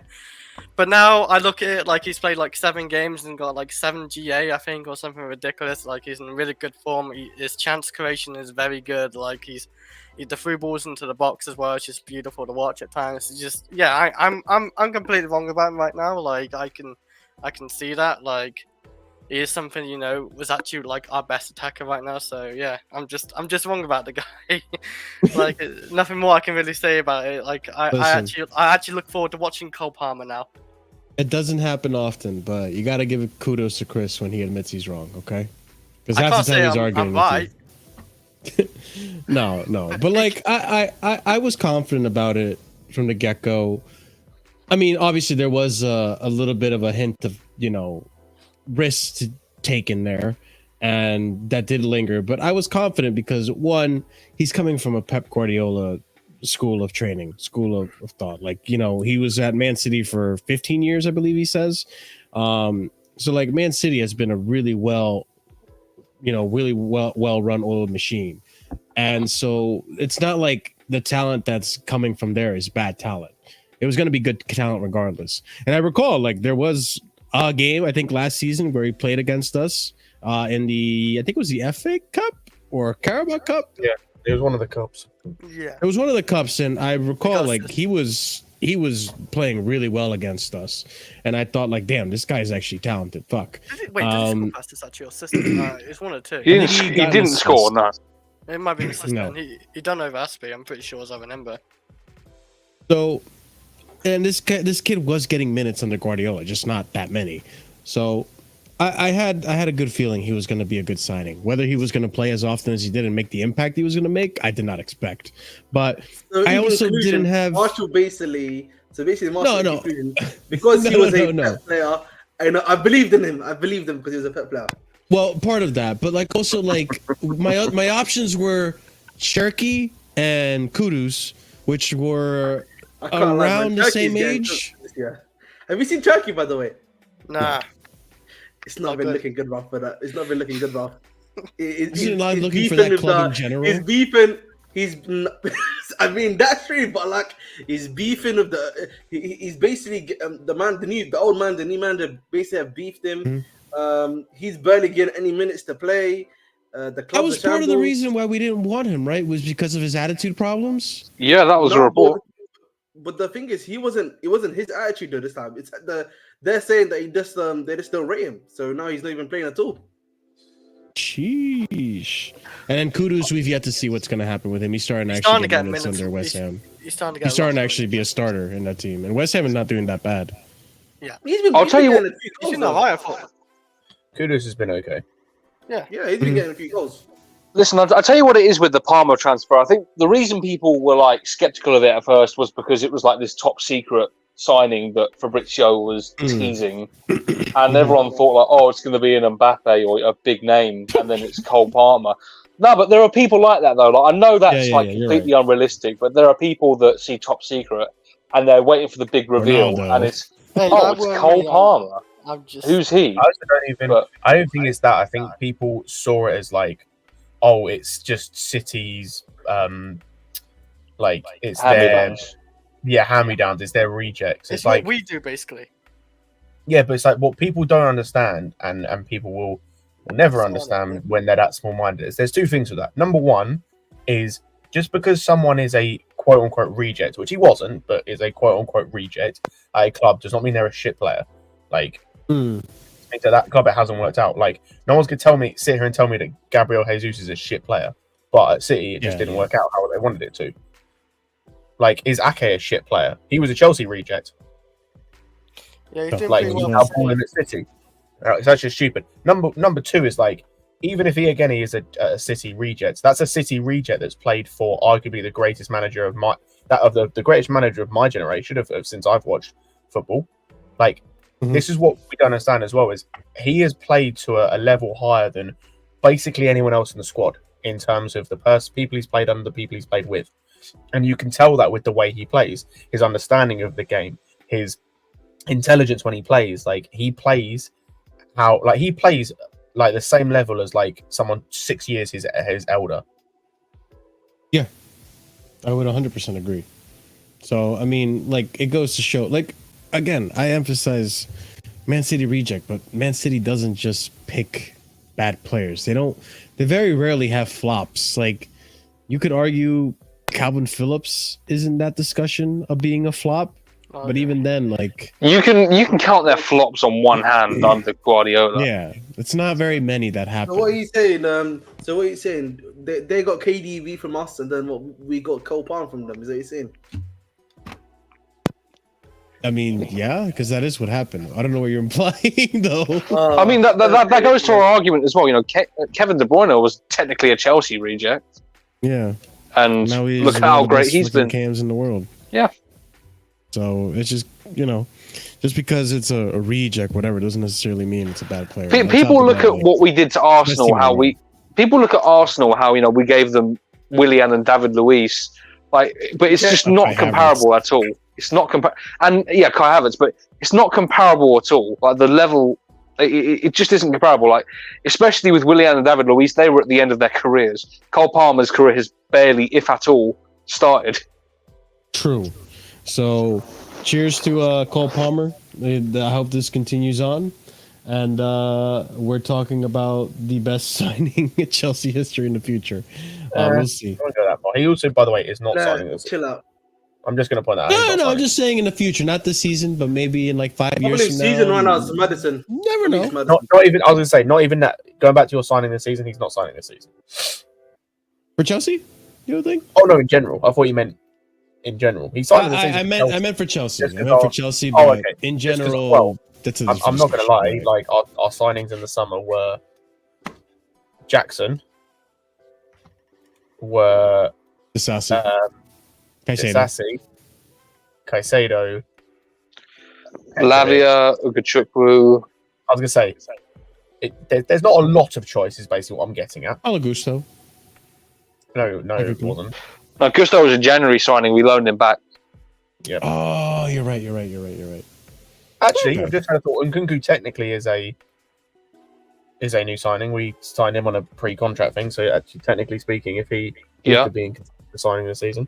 But again, like my point is just being proven. If right now there's not a lot of people to choose from. Mm-hmm.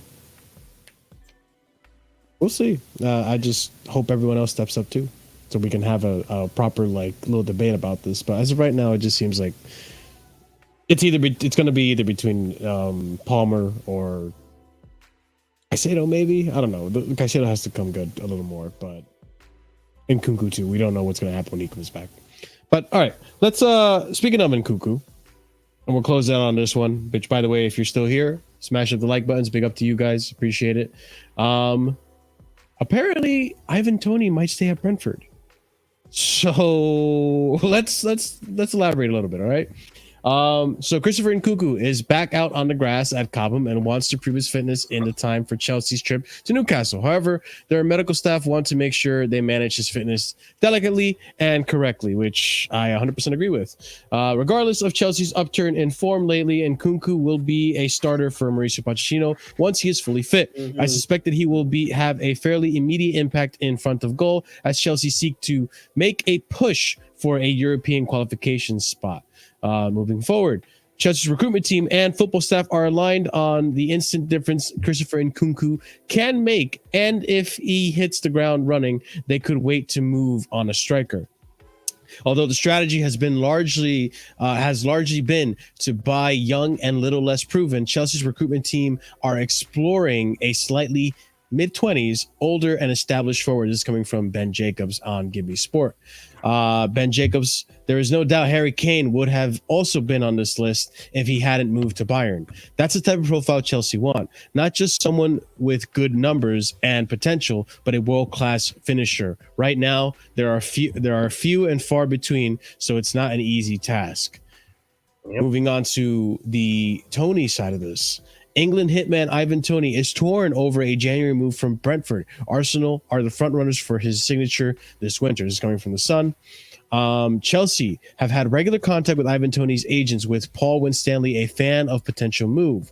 They have also reached out to agents of Victor Osimhen, who is open to a Chelsea move, coming from Simon Phillips. And the last tweet here is Arsenal and Chelsea have been handed a transfer blow as reports suggest that striker Ivan Toney will sign a new contract with Brentford. That's coming from Goal.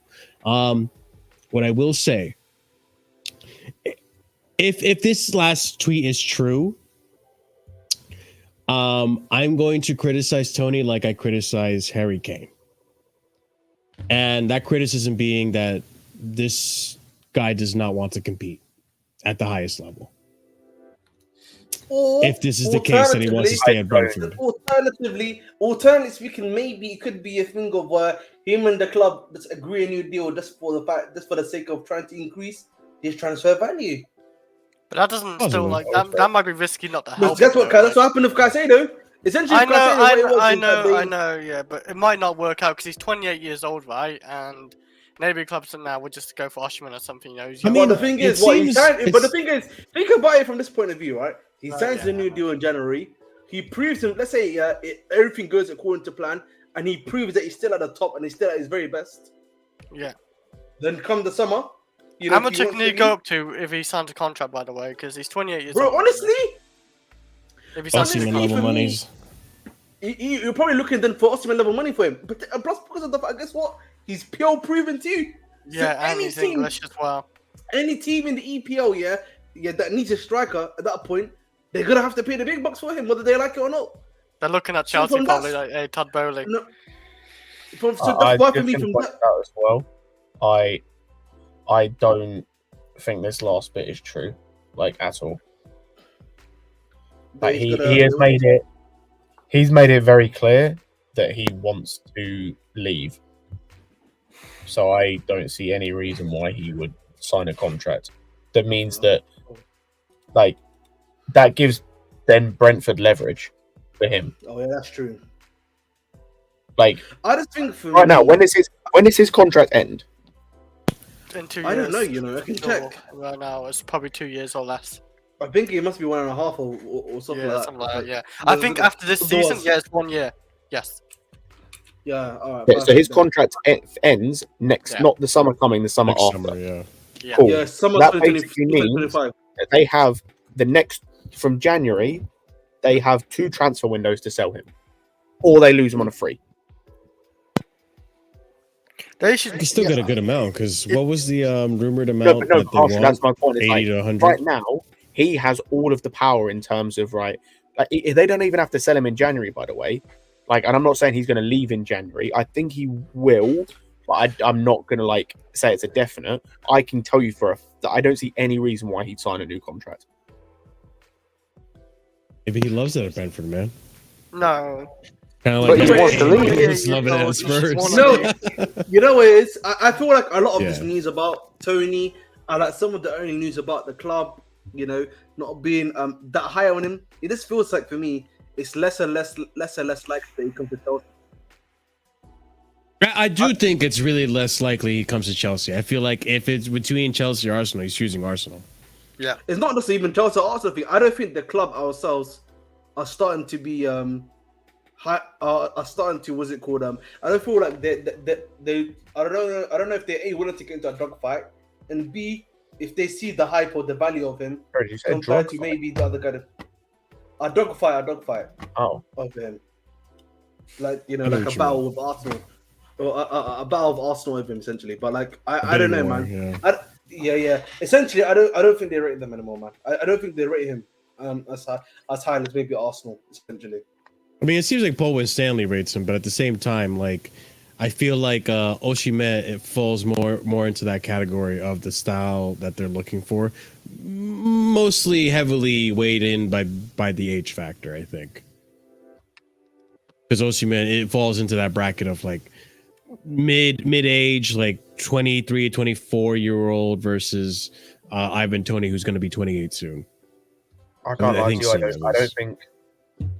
I don't think it really has anything to do with that. I think it all comes down to the rest of this season. Like, I think if they believe and if Poch believes that they can get top 4 this season with what is already at the club, then I think Tony's probably not going to happen, because I think then they can get Osimhen in summer. Osimhen is not happening before the summer. Like, that's Yeah, not I don't happening think so. summer. Yeah. So it all comes down to this season. If they feel like they need a striker in January, the only option is Toney. Unless you want to do a short-term thing, but that's just a waste of time for me. That is it's a waste of time doing a short-term thing for January for 6 months. Mm-hmm. Like I'd rather at that point, if you're just gonna accept what you've got, I'd rather just use that time to see if you can get top 4 while also just developing Brozier and Jackson with what's here, and maybe you can fashion Nkunku into a makeshift striker in this system potentially. But like I don't like, for example, because I know he was brought up and he's been linked with us before, and it was brought up as an option. Someone like a Mediterranean on like a 6-month loan makes no sense to me. That's a waste. That's just nonsense. It just makes no sense. I was just gonna say quickly, because I agree with Scott. I personally don't. I feel like the way Nkunku's getting talked up and everything, I feel like they're probably thinking that he might be able to hold down the fort if they believe that Osimhen can. If they're gonna go for Osimhen in the summer, essentially. So if that's the case, you gotta hope and pray, bro, within November and January and December that Nkunku's like giving you like a lot of goals, man. Because otherwise, man, it's looking a bit peaky in January, bro. It's gonna look I peaky in mean, January. to add on to what Scott mentioned too, it seems like these next 9 fixtures, up until the Luton fixture, pretty much, which ends on the 30th, which is right before the transfer window, are going to be the deciding factors on whether or not we're going to make a move for a striker in January. And like you said, Ahmed, if Nkunku comes in and cooks, and our goal scoring issue is kind of for the most part resolved, and we can keep Nkunku fit, then we wait until the summer and we go for Osimhen, who's going to be more affordable in the summer. And who knows what's going to happen with Toney too. Like Toney even might be more affordable in the summer if he doesn't doesn't extend his contract. Then that leaves it with those options as well. You want to say? I honestly, man, it's interesting with the striker situation because, like, obviously, me and Scott have said, yeah, if you essentially after Toney and Osimhen, it's not looking good, bruv. Like, you shouldn't really be going up on the striker after that. You know what I mean? And it's just. Well, we're gonna need one if we can't get either one, aren't we? But the problem Yeah, is, but, like, after that, though. Go ahead, Scott. You can go ahead. I was just gonna say, after that, like, I don't think the problem you've got after that, and this is why I kind of disagree a little bit what E said as well. Where, like, they might have like a seeker striker target, but I feel like the striker position is a bit harder with what we need now. With the Palmer one, that was like a little bit of that was opportunity, but also I think that was in a position where, like, we didn't need someone to come in and be a world-class player straight away because there were other options. Whereas striker is kind of like is being looked at as that's the final piece of the puzzle. We need that world-class finisher. And so I'm looking out there and going, right, well, who's out there that can be that? I don't think Jimenez, I'm not convinced by. It's been hard. It's been a few months. I'm not convinced. Who else willing to? Boniface is the same. I'm yet to be convinced in terms of that he is that world-class finisher. Sesko for me could be, but two things. Number one, if this is quite a baseless argument, but when you use this argument, if he's so good, why is he third choice striker right now at what's it called, RB Leipzig? Like, why are they playing Openda over him? It's probably because he's better right now, or fits what they're doing right now better. So he can't get game time over there. Also, he's 20. I don't want another young striker. That's not the point of this. Ferguson's another one of, like, young, a lot of his potential, and you've got the thing of he's going to cost a lot. So, like, if you want this world-class striker or world-class finisher, the only two options right now are Toney and Osimhen. Unless you're going to, as I said in a previous stream, unless you're going to do a madness and try and get Benz on like a 6-month loan, which I'm here for, like, there's no option out there apart from the two we've mentioned where you can concretely say this makes 100% sense or this is going to work for now. Everything else, as I said, Sesko or Etta Ferguson is a potential thing, and we've already got that. Like, that's what Jackson was. That's what Brozier is. Like, that's what these guys are. It's just potential. Exactly. It's like, and I'm not saying that Brozier is going to get to the same level as a Sesko or a Ferguson will get to, but he might. Like, there's a chance of that happening because we've seen the same sort of level that in terms of with Ferguson that he's playing at. We saw similar elements to Brozier at Southampton. So there's a chance he could get there. And so I'd just rather just put that energy into Brozier and see if he can get there, rather than going to spending that money on a Ferguson. So I don't want us buying potential, really, because we've got that already. I want us buying as proven a commodity as you can get, and right now there's only two of those in that striker position. Everyone else for me as well. The other thing I was going to say is all the other strikers out there, again, you look at maybe like a Taremi, you look at maybe like I don't even know who else is out there. Some of these guys, for me, they're not enough of an upgrade on what we already have for me to go and get them, because we can criticize Jackson in terms of his finishing so far this season and what we've seen, but he's currently joint 5th top goal scorer. And are we going to say we go and sign a Taremi, or say we go and sign someone of that ilk, right? Someone who's not kind of an in the middle between what we have and a world-class striker. Are they going to give you that extra 7 goals that takes them to top goal scorer, which is where Haaland's at right now? I don't think so. So I just don't see the point. I was gonna ask you guys because this is something that just I sprung up in my head as we were discussing it. Is do you as much as Poch says he wants experienced players, do you think that kind of conflicts with him and his style of managing? Do you think it benefits him more to have a striker that needs a little bit more refining that he can mold than someone who, like an Ivan Toney, is already in a system and already knows his style of play, already knows how he's going to play and be in in his position? Damn, that's a good question, huh? Like, You know what it is? You know what Does that it question is? make sense? Ahmed's frozen, so Whoa. wait, he was. Sorry, It can was. you repeat that question? Can you repeat that question? I was just asking, like, do you think that in Poch's case, because I know Poch did ask for experience, right? Do you think it benefits Poch more to have a striker that he can mold versus a striker like Ivan Toney who's already established himself? He wants experience though, so he wants someone that he doesn't need to mold. That's the problem. Well, Tuchel also said he didn't need midfielders, so managers can be listen. wrong. The problem, That's what I'm but saying. the thing with him, the thing with what's going on so far is that at least with Poch, he's saying the EXPRIENCE, which is experience.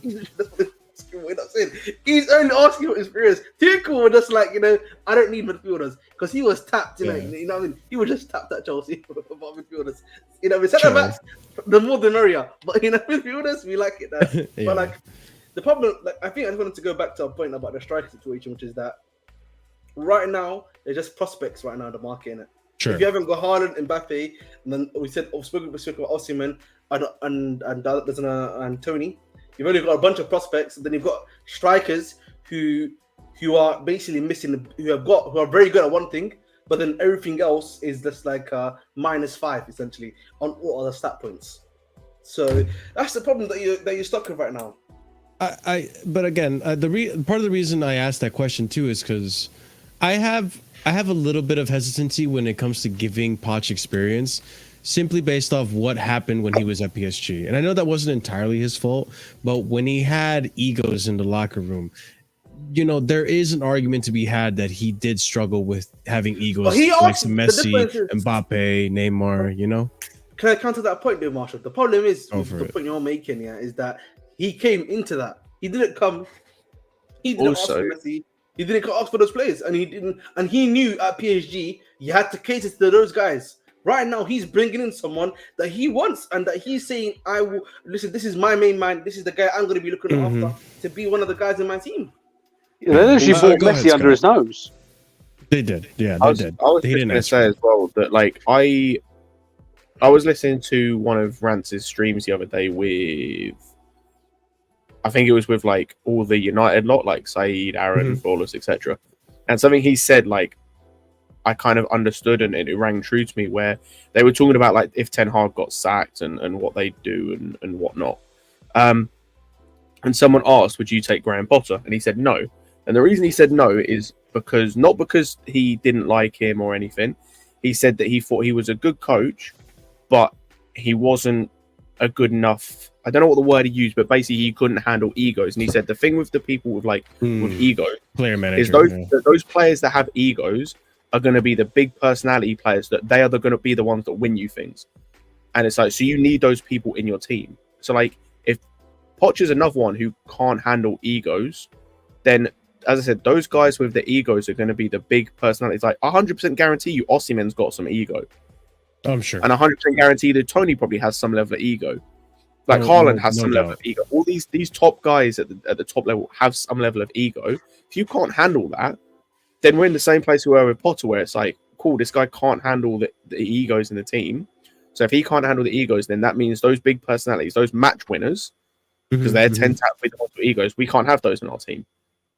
Yeah, I mean, I see where you're coming from. I think there's a huge difference between this and PSG though, because I think we may have alluded to the point before. You've literally got players that are on like these crazy contracts and they're the ones that are making the club all the commercial revenue and all that.